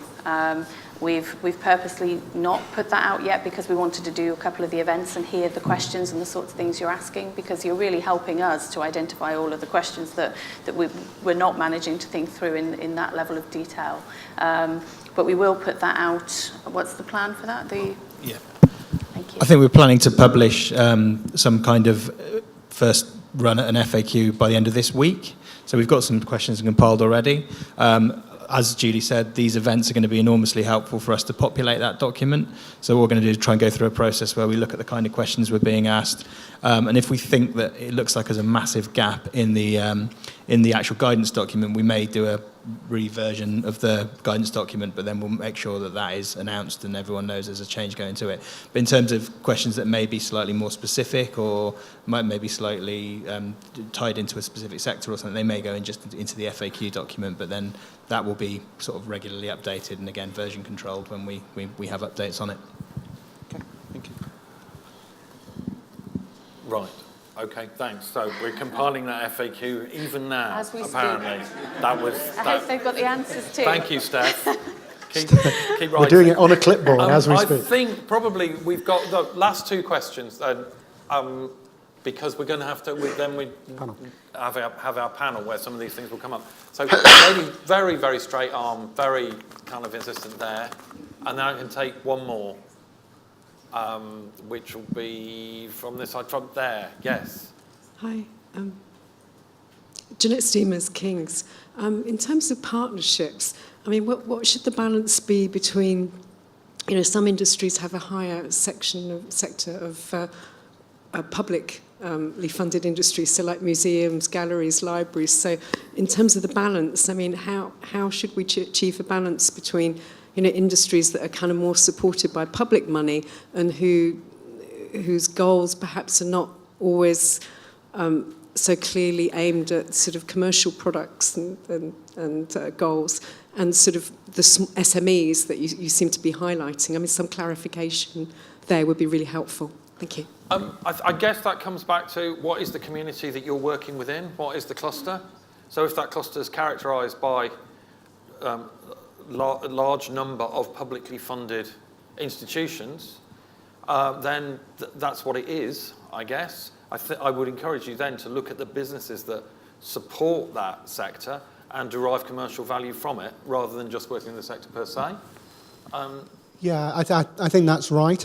So in very blunt political terms, you have to be conscious of an allergy to the subsidised sector in the growth strategy in general. And that's very unsubtle politics, but it is true. So I think if, as Andrew's saying, if you're able to respond in the context of cultural institutions and you're able to explain where the growth and those jobs potentially are, and as somebody who's run an opera company in my life, I'm entirely up for the cultural investment piece.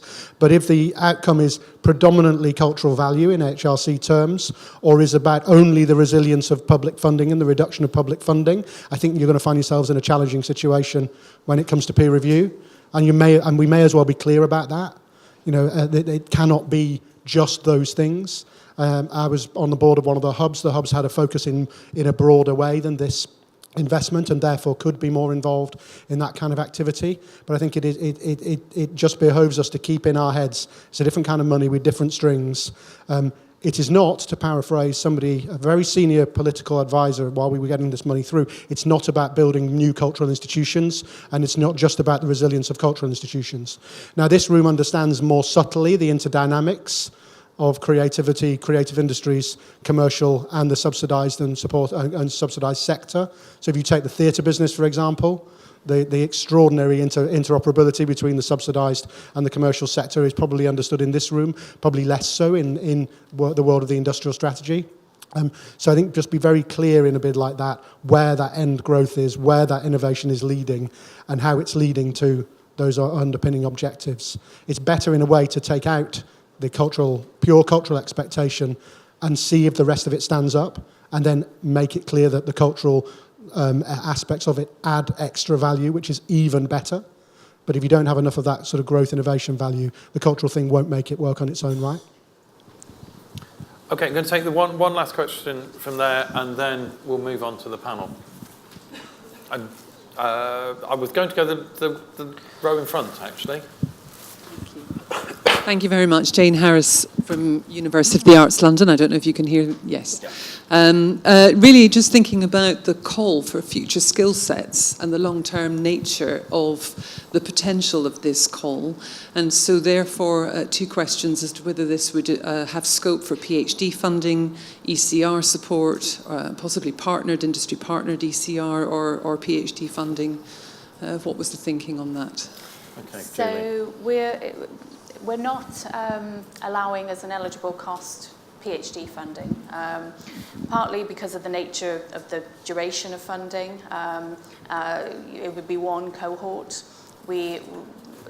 What we do want to see is a lot of kind of movement between our doctoral training centres, ours and other Research Council doctoral training centres, in the form of placements and other opportunities with these once they're established, the R&D partnerships. So we definitely see opportunities for PhD students, but not necessarily new PhD funding. In terms of other training and skills development, yes, absolutely, there are ways in which some of that can be costed in, including the contribution that's made from the HEIs. So if there was, for example, a taught master's course with industry involvement, we don't fund masters and standalone masters, so it wouldn't be a cost you could put in for the funding that we provide, but we're very open to the fact that the contribution might include that sort of funding. And then again, other forms of training and skill development, both engaging researchers and early career researchers you've mentioned, but connecting them with business, and that kind of two-way flow and movement between sectors would be welcome. Okay, thanks. It's really, really helpful. So some of those questions, I think, will, as you've probably recognised by now, we need to come back to with more complete answers, but that's really, really helpful. What we're now going to do is have a panel, which Anthony is going to chair. So if we could discreetly, Julie and Dylan, leave the stage, and I will be going too. And if we could come up with, can I just start on that? Thank you very much. Sorry. So we've got Graham Jack, who's the CTO of Double Negative, obviously one of the UK's and the world's leading graphic special effects houses. Professor Lucy Kimbell, please come up and join us on the stage. Lucy's been a designer. She's set up businesses. She's taught at business schools, and who knows, lots of other things too. But I think Lucy has particular insights about some of the multiple disciplines we need to bring together to do this. And Paul Gerhardt from the BFI, and obviously as the UK's film body coordinating the industry, has a huge interest in how these partnerships might develop to support the screen sector. Anthony, your chair. Thank you. Am I microphoned on this one now? I can't tell. Hello, while we wait for Paul to be wired for sound. Hi, Paul. How are you? Good. Thank you for joining me. I'm going to start with a very broad question. So, what do you make, Graham, I'm going to start with you. What do you make of what we're trying to achieve? Is it a good and necessary activity? Yeah. I think so. Yes. So tell me what we're not making clear. Most of our experience in terms of collaboration with academia has been in the form of Innovate UK grant calls. And they've been great, we've got some great work out of them. Yep. But one of the flaws with that setup is that you gather together a team of people to collaborate. You have a project that's 18 months, 2 years. You do lots of great work, and then it comes to an end. You do your kind of final summing up, and then all of the partners go their separate ways. And it's hard to pull all of that technology that everyone's developed together into anything meaningful and kind of take it to the next stage. So one of the things that I would hope is that these creative clusters could enable a sort of more long-term collaboration and perhaps a slightly looser collaboration, in that it doesn't have to be focused on a particular project. It's more addressing a set of challenges, so that we can have a sort of more long-term collaborative environment for solving some of the challenges that we face. Great. So challenges then, Lucy. How do you feel we should approach this question of setting challenges? You're a specialist in lots of things to do with design theory and design process. I'm not. So how do we build a process for setting challenges? So to answer that, there's several different ways of thinking about that. There's the methodological, how do we actually do it? But before that, I think we should think about the different kind of worlds that the partners might exist within. Okay. And central to this call is bringing together entities who have very different worlds and ecosystems, where knowledge means something different, how knowledge is created, how it's operationalized, how it's used, how it's validated. So on the level of the worlds that they're part of, what knowledge means, And then, so bringing consortia together, you have to actually acknowledge those potentially quite large differences. So the how of how you do it methodologically, I think, requires this sort of broader set of questions. And I think the AHRC has already investigated this, for example, through the Connected Communities programme. I think Kerry Facer's, the report that they did on that indicates some of the problematics of doing co-production with different kinds of cultural or creative organisation. But also, similarly, other research councils, ESRC has a report on co-production from a couple of years ago, and a project that myself and Guy Julia from Brighton and the V&A did tried to address some of that as well. So there's lots of ways of thinking about how you bring together the different worlds of the partners, the different assumptions and sort of understandings of knowledge, and then the actual practical how would you constitute the consortium and how it might change over time. So how, to respond to Graham's question, how would a consortium, a partnership, keep it loose enough to be able to respond and to be able to develop in that way? And how do we not measure it out of existence? So Guy Julia and I, in this project we did commissioned by the AHRC called Proto-Publics, which was very small scale, but tried to address these questions. We brought together arts and humanities researchers with some social scientists, with people involved in the social in different ways.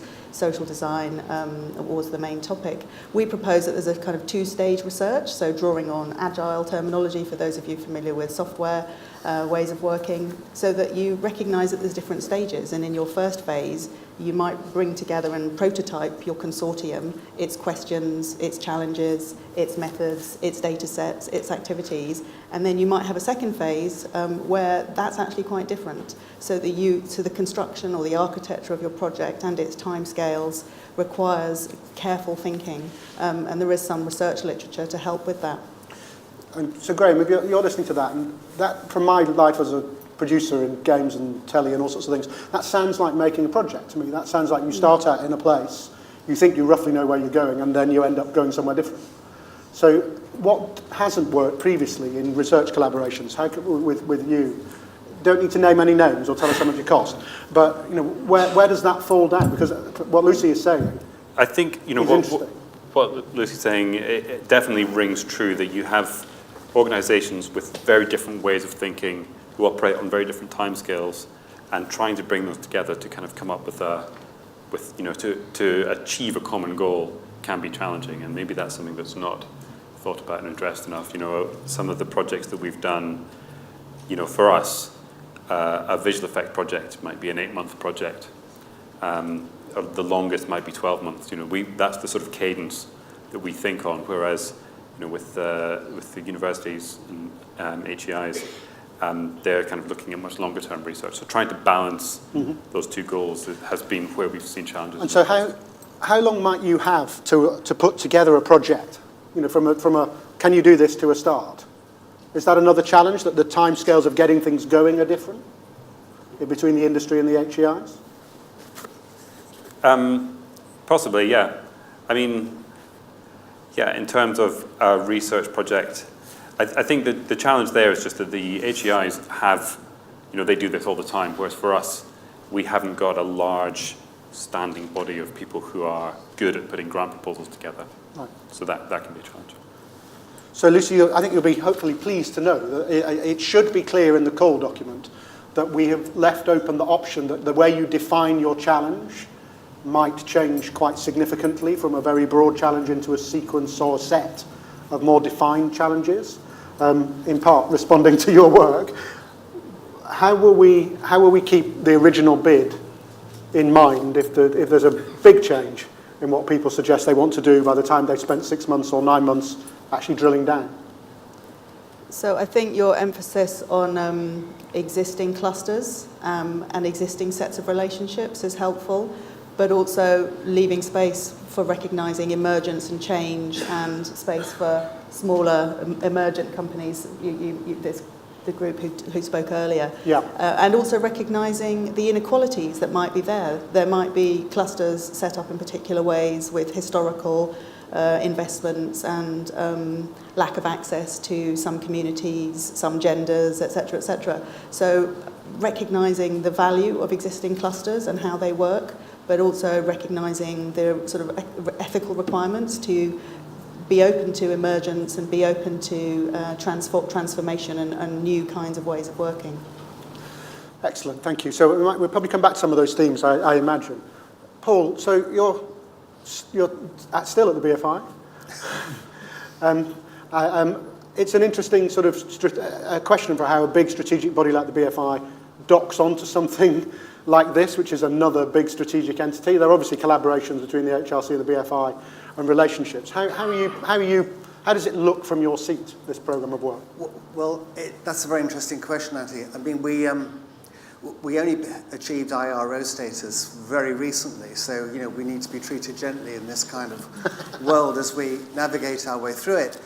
However, at least 2 or 3 years ago, we developed our own cluster strategy for film and screen sector, and we've been discreetly putting various amounts of lottery funding into development plans to encourage at least, we hope eventually, 2 or 3 clusters outside of London and the South East to support the growth of the film and screen sector. We have at least one embryonic cluster underway in Yorkshire, and as a result of this call, we've been trying to position what our job is, to work out who is going to be the lead body, lead HEI institution in Yorkshire, driving forward the cluster and this call's opportunity within that. The timing, though, is absolutely wonderful as far as we're concerned, because the BFI's other great concern at the moment is to completely transform, just as the BAS report said last week, and as the Creative Industries Federation has said before it, to completely transform the pipeline for the future skills in the sector. And we've identified this as a key role for the film and screen clusters to take on. So we want to readdress the entire awareness of jobs and opportunity in the film and screen sector, not only as they stand at present, but above all to address the enormous technology challenges which we think are going to happen in the next 5 or 10 years. We think there are going to be a lot of job opportunities, but not jobs as we know them in the film and screen sector. And we want to work very closely with educational institutions and careers guidance and all of that infrastructure to make sure that they understand the needs of the industry. Graham, can I ask you about the needs of the industry then, on the basis of what Paul's just saying? So you're in VFX. It's an extraordinarily fast-moving area. How do we go about trying to make sure that the output of these programs, not only the products, experiences and services are valid and interesting in their own right, but actually the things that people learn in the process of making them mean that they are more employable, or they've got different and better skills for people like you, and to a lesser extent me? What do we need? What do you need?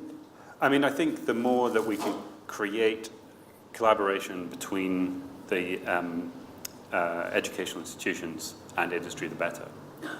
And really trying to drive, education to come up with courses which are relevant to what we're doing. Trying to keep that collaboration. Is it courses you need, or is it sort of core skills and capabilities? Do you really need people to know how to use Macs at the right level? Or are they going to learn that, but actually what they need is the ability to keep learning and keep researching and working in teams, or is it both of the above?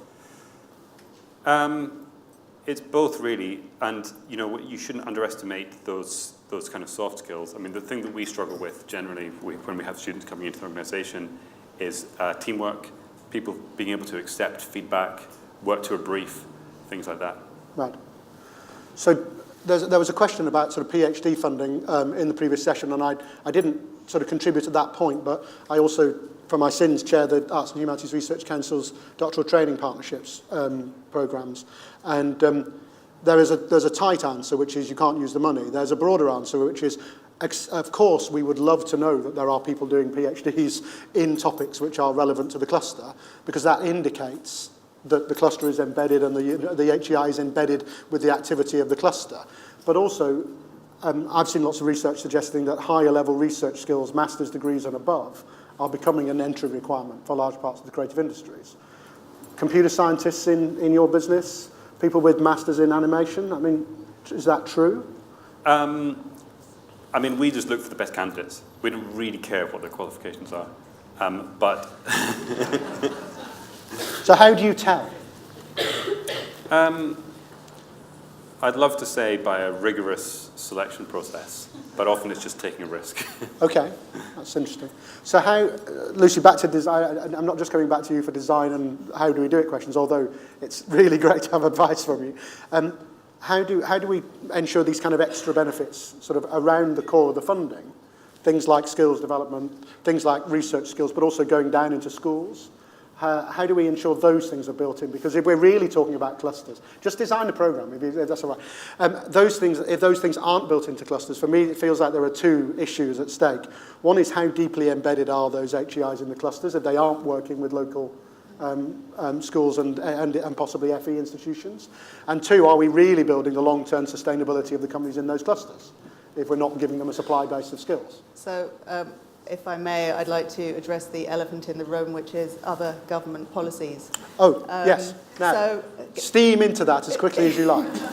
So, I mean, you're centering this on challenges faced by industry, yeah. Right? So, why do particular organisations and sectors and subsectors face a challenge? What is the nature of that challenge? Why is it that young people are coming out of school aged 18, functionally illiterate to a large degree?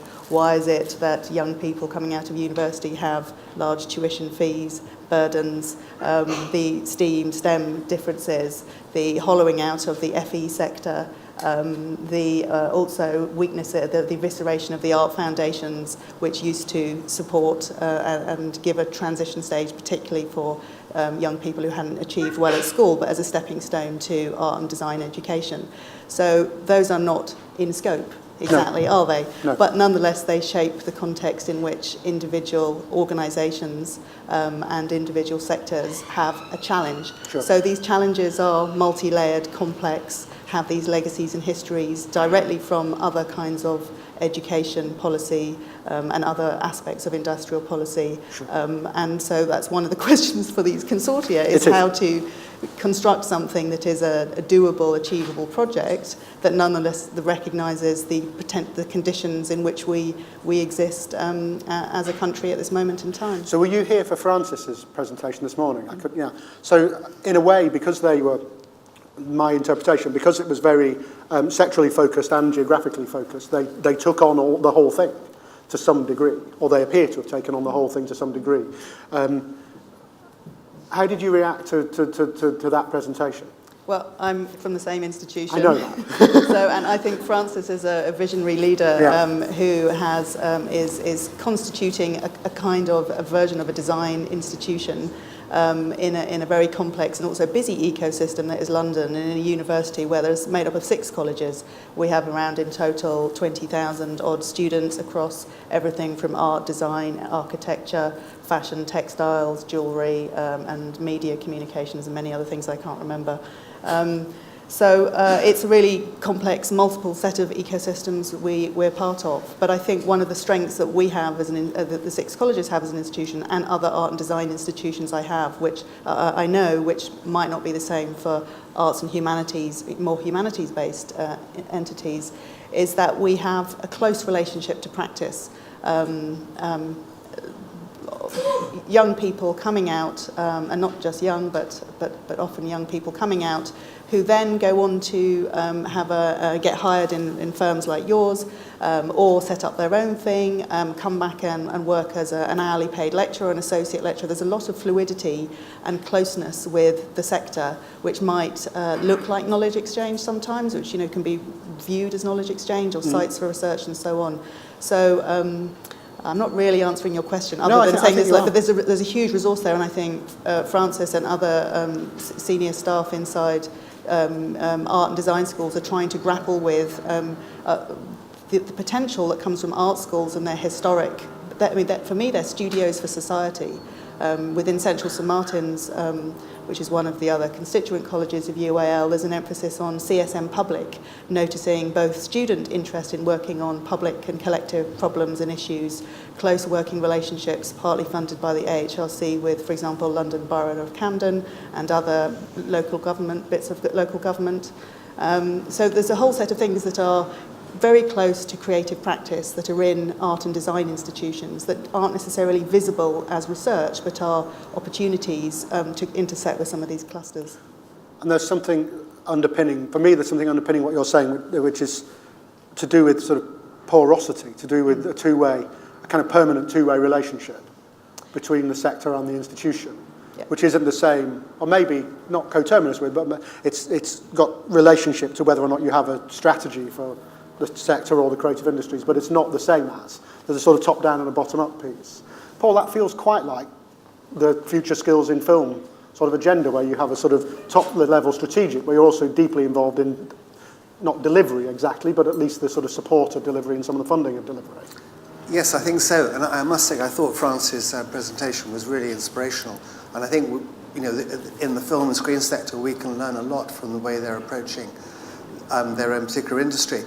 I think that the challenge in film and screen is that we are dealing with industries that are polarized in terms of size and magnitude and their role within the sector. So, you know, crudely speaking, we have very small companies creating independent British film, and we have very large-scale studio inward investment that has a quite different call on skills and a workforce.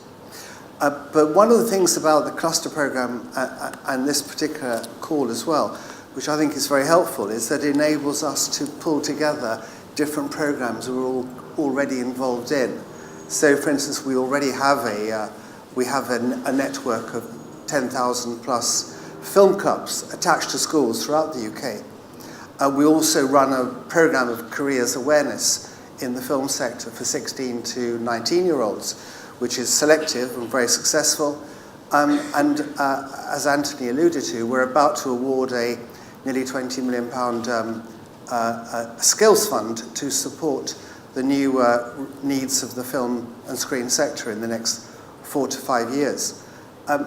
This cluster approach and this bid enables us to pull all of those programs together in one particular area, and that's something that's going to be very much, we're going to address very urgently. So, at risk of writing a partnership MOU with you on the panel, how might the BFI work with this programme? Is it that everybody in the room who might want to do something in your sector comes individually, or how do we do this? We will certainly have already taken the initiative in contacting our HEI contacts in those areas where we are trying to develop film and screen clusters. But that doesn't mean to say that we're not open to collaboration with almost any other initiative. So it's one of those areas that just comes down to the time and resource that we have available and how we can make sure that it fits into our own BFI screen sector strategy, which was published last year and which is probably worth reviewing to make sure that we're touching the right topics. Great. So, and that's interesting. That's an action for some people in the room, I'm sure. Graham, I'm going to come back to you for sort of practical questions about, you've been involved, I know because I assessed some of them, in Innovate UK bids in the past. In practical terms, on the ground, what's different in the way you work when you've got a research project happening, and what's different, do you think, for the collaborators that you have from the kind of research world? You know, where do they come out of it thinking, oh, I learned some really interesting things there that I didn't know before, or I operated in different ways? And then I'm going to ask each of you that question, then I'm going to ask you the reverse of that question. And where are the real challenges? What goes wrong in these sorts of collaborations? So when you've done this before, what learnings do people have, and what can that tell us about, you know, the kinds of projects and how they should be run? Do you mean particularly in terms of collaboration with academia? Yeah, well, and think yes, but also even internal projects where you're maybe researching more than you're delivering early, you know, things that are less ready for the market. I mean, I think, you know, where Innovate UK projects tend to go wrong, or where I've certainly seen them go wrong, is where every partner goes in with their own agenda. Right. And they don't really want to be working in a collaboration. They just want to get money to do their own thing. And so you end up Didn't I open this morning with something about why you all here? Okay, so how do you stop that? I think part of it's trying to find the right partners. And I think that, trying to do more curating of these projects rather than just letting the partners come together naturally, trying to find partners who you think are going to form a strong collaboration and who are going to produce results. And I think some of the most interesting ones we've done are where you have partners from very different industries. Okay. When we've worked with other visual effects companies, because we're all competitors, nobody really wants to be collaborating that much. When we've worked with the game industry, we've had much better results. That's interesting. So, and would you sort of trust outsourcing, finding partners to an HEI, to a cluster, or how would you want to be involved in that process? I think I wouldn't want to be told who we had to work with, but certainly being introduced to potential partners and having an organisation who can kind of facilitate those early conversations where you start to pull a project together would be really interesting. And before I move on to ask those questions of Lucy, so we've heard quite a lot, and it's an assumption that people tend to make in government particularly, that people in business haven't got any time. My view has always been you've got plenty of time if you can see that it's going to be beneficial, or you'll prioritise time if you can see that it's going to be beneficial. Am I just grotesquely optimistic? I think possibly slightly optimistic. I think it's true that our time tends to get sucked into immediate operational concerns. But of course, if there is something that looks genuinely useful to us, of course we'll try and make time for it. So just one thing on that, the point of sometimes partners from different industries having a more fruitful collaboration. That's something that worries me slightly about this idea of sector-based clusters, that you possibly lack that opportunity to get people together from very different industries to collaborate on something. One of the things that came up in the presentation on the fashion cluster, some of the technological challenges that they're interested in working on are very close to what we do. I mean, we're really concerned at the moment about capturing and simulating human motion. And it sounds like that's a problem for the fashion industry. And I think there's also really interesting opportunities in how do you find new ways of getting people into live theatre, which could, again, pull together similar challenges. So I wouldn't want to see this sector-based clusters kind of cutting off those potential collaborations. So that's a good warning. I suppose what I would say back is I don't think the idea of a challenge is coterminous with a sector necessarily, and I don't think we planned it that way. I think the fashion case study suggests that, but that was a case study from previous activity. But it's a good call out to say that. And the second thing to say is we are literally at this moment engaged in a Wave 2 Industrial Strategy Challenge Fund bid for just what you described. Looking at the use of immersive technologies across different sectors and how there's significant relationships in, if you like, the pre-competitive bit, the bit that's just too hard yet, around immersive technology and AR and VR and the use of those in performance and other areas. If there were a cluster with that view and it had the background, that would be an interesting thing for us to hear from, maybe two even, who can tell. But it's such a big topic that actually with Innovate, we are all over trying to get another big chunk of money around that question. Please don't tweet that. You can tweet that, but we haven't got it. But we're working hard to try and engage our government colleagues on that topic. Lucy, I'm going to take us back just a little step to that kind of successes and failures and difficulties of collaborating inside clusters and R&D projects. There are kind of very big answers to that, but we be a bit personal. What success, when you've been involved in these projects, what's been the driver of success? And when they've not gone as well, what have you learned most from?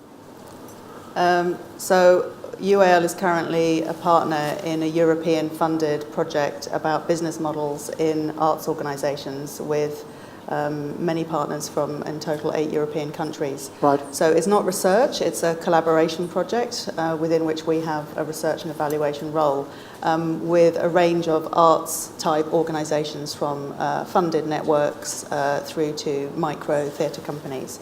One of the things that has been some learning from that project is the importance of a clear governance structure and leadership and how that plays out with people who sometimes don't necessarily think of themselves as a leader, really being an effective leader in a complex collaborative project. So having somebody who's been involved in painful projects, construct some of that governance, and building a culture of accountability through active leadership that's quite distributed in the project is probably quite helpful. I just pause there for a second. So is that difficult to do in an HEI? I think HEIs think they know how to do it. And do they? I think some individuals and some HEIs might. I'm currently on a different bid, which is for the AHRC, working with management scholars and economics, so I'm a co-I on that. I've been incredibly impressed with the attention to governance and accountability that's built into how we're constructing that project. So what do you think the consequences of, Julie said this earlier in detail in AHRC terms, but what do you think the consequence of the leader of a cluster potentially being a traditional academic with a referable list of publications, or absolutely not being that, or some combination of those? What is that an interesting idea from us, that it doesn't have to be a traditional academic? Because I'm not sure until recently the sector had heard that message. I was hearing a lot of what kind of publication record, did they need to come a certain place in the ref, question from institutions. Is it important, that sort of blend? We think it is, but is it? I think institutions, presumably know the strengths and weaknesses of their staff who might be co-Is or PIs on projects and should recognise the particularities of this call, and it might not be referable outputs. But I do think, I wanted to add another thing about a challenge, right? This is, to be clear, this is instrumentalist research. It's directly from Bayes down to academics, do something for the sector or different sectors. And yet, the question I try and hold for myself in the projects that I do is, to what extent is there a space for some criticality within that, even if you're doing something that is trying to deliver a version of, a part of the current government's strategy, and you might have all sorts of perspectives on the current neoliberal condition and so on and so on. But is there a space that you can do something useful for organisations in the sector and think about sustainability, support sustainability of entrepreneurs and practitioners and so on, as well as maintaining a space for some critical thinking and the contribution to building knowledge in different disciplines. Yeah. I do think that is possible, but I recognise that different academics have different takes on that. Yeah, there's no point to be beating around the bush. We've said it indirectly, you said it explicitly. This is instrumental funding. It has strings attached. It has expectations. I know what we tried to do in framing this as about clusters and challenges was to avoid a different kind of instrumentalism or techno-determinism. There was another version of this which was all about specific technologies in the creative industries. So take a blunt example. We did have to deal with, why don't we spend £50 million looking at the implications of blockchain in the creative industries? Well, why don't we? But that's probably not top of the list. So there was another dynamic playing against this, which was very technologically determined, because this is an industrial strategy, but there's some fairly big names in the academic world have come out and said, well, it's an industrial strategy, but it's still really a technology strategy, and it's still quite an old-fashioned industrial strategy. So what we tried to do with the clusters idea, and it was under threat for a while, was to ensure that if we multiplied clusters by challenge, you had room for exactly that kind of interpretation on the local level. So and that plays to something like the kind of place-based development sort of regeneration agenda as well. If you can play them both in and interleave them, I think you've got a really strong bid. If you're absolutely purely instrumentalist and it's just about the bottom line of 4 companies in your region, I think you're going to find it quite hard to explain why an HEI, particularly a civic HEI, focused HEI, is driving. But one of the reasons, and I can say this because I'm not an official, the call looks softer than often they do. It's precisely to give you the opportunity to tell us those things and play them in. We're trying to give you messaging and signals about the kind of must-haves, but the should-haves or the nice-to-haves are much broader than just pure instrumental. Now, I won't say that when I'm chairing or on a panel with Greg Clark. Actually, I might with Greg, because he's a bit obsessed with place-based. But I probably wouldn't get through the Treasury. I wouldn't get out of the Treasury if I tried to put it that way. And there's a bigger argument. Is this how HEI funding should go? And if I sit at the Council of the HRC worrying about our decline in core income, no is the answer at one level, but yes is the answer at another. And so it is a kind of subtle balance. Paul, it's quite common in public institutions, this though, isn't it? You have a kind of strategy that you determine, but which is set in the confines of a political expectation. Yes, it is. See how I pass that buck? But I think one of the anxieties underlying our own strategic initiative, and I think it's an important anxiety within the film and screen sector, and I think it's extendable across the creative sector as a whole, is something that we haven't really discussed this morning, and that is inclusion. Because a lot of the work that we're doing is strongly based on an assumption that we need to capture and enhance and recruit a wider range of voices and skills and backgrounds in order to survive, the future, the creative future of film and screen sector. And we desperately need to use opportunities like this to build the evidence base to enable us to carry that conviction through to practice. And I hope that that's something that those people involved in assessing the calls will take account of. Yeah, you're right to raise that flag, and we're very conscious of it in terms of the peer review, the constitution of the peer review college, and in the assessment and scoring sort of matrices, and paying a lot of attention to, as an example, the Arts Council's creative case for diversity, that sort of model of thinking here, and ensuring that that the clusters, particularly those that are place-based, that those elements of the specific dynamics, the ethnographic and the cultural dynamics of the location are seen as being part of what the location's strengths are. It's very easy to say, and it's extremely important to do, of course it is. But I think there is John McVay, who spoke earlier, leads the Creative Industries Council on these topics, and it's been very, very front of mind. We've had a number of conversations with HEIs around meetings, wanting to ensure that we were conscious of that, and we are absolutely conscious of that. I would just play back again that emphasis on, as Lucy described it, the kind of instrumentalism piece, the sort of growth piece. It can't purely be about the cultural inclusion agenda, but of course the two go hand in hand. I've just been given a 3-minute warning, so I'm going to just come round the group and ask you for a piece of advice, if I may. The sort of top piece of advice.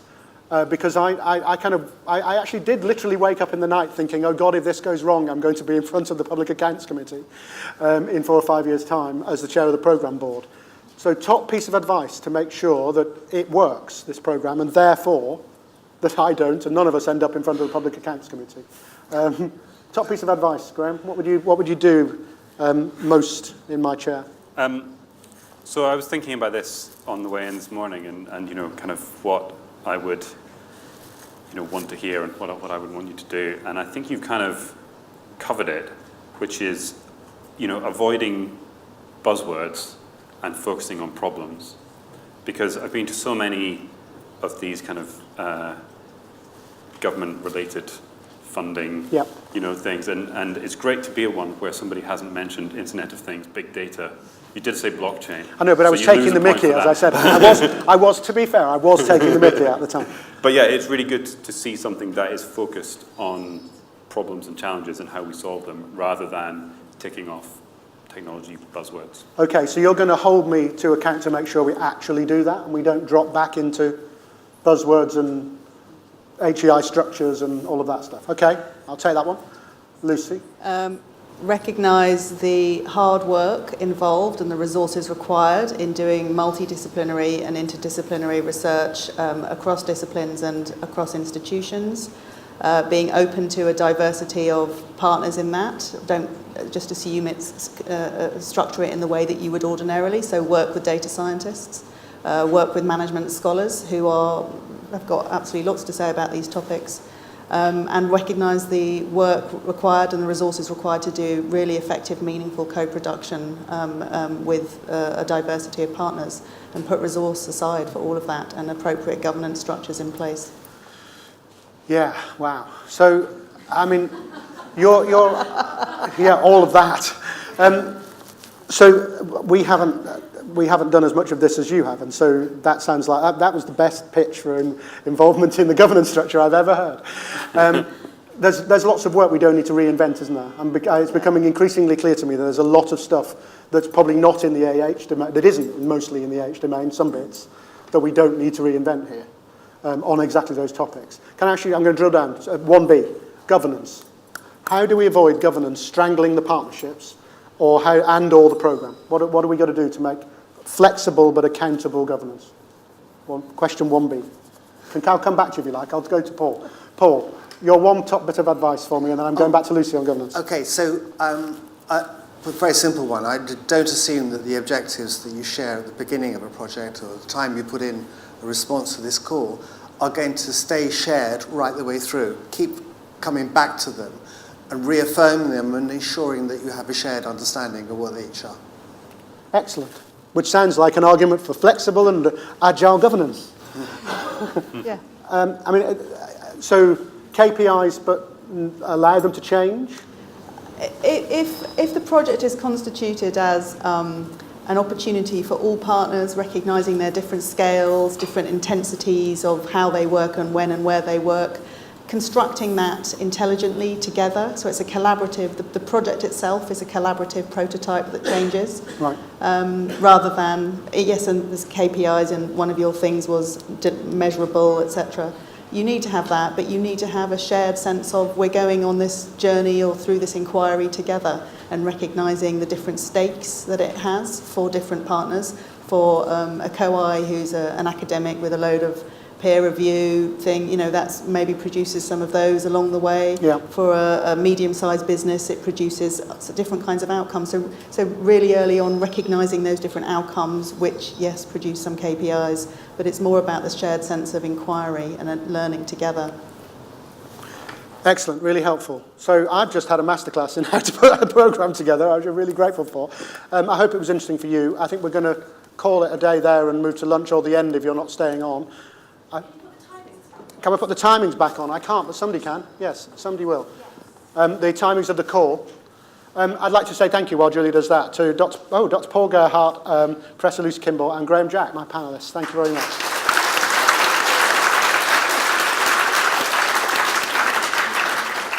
Shall we stay here till they finish? Let's do that. Julie, it's over to you. So just a very, very quick thank you from me for the speakers, for all of the team organising behind the scenes. I'm really only saying this for the benefit of those of you that are now departing, because I know quite a few of you are staying on for this afternoon. There's now lunch available for those who are staying on. And also we'd ask, if you don't mind, those of you that are staying on, if you could just touch base back at the registration desk at some point during the lunch phase so that they can make a note and know who's coming this afternoon and that everybody's here. That would be really helpful. For those departing, next from us you'll hear more information on our website, an FAQ document by the end of this week that will gradually continue to evolve during the course of these events. But if you do have any questions, there's also our contact details, which are also available on the website. So come to us and ask the questions that you've got. You're helping us continuously shape the programme. So thank you again. Thank you very much.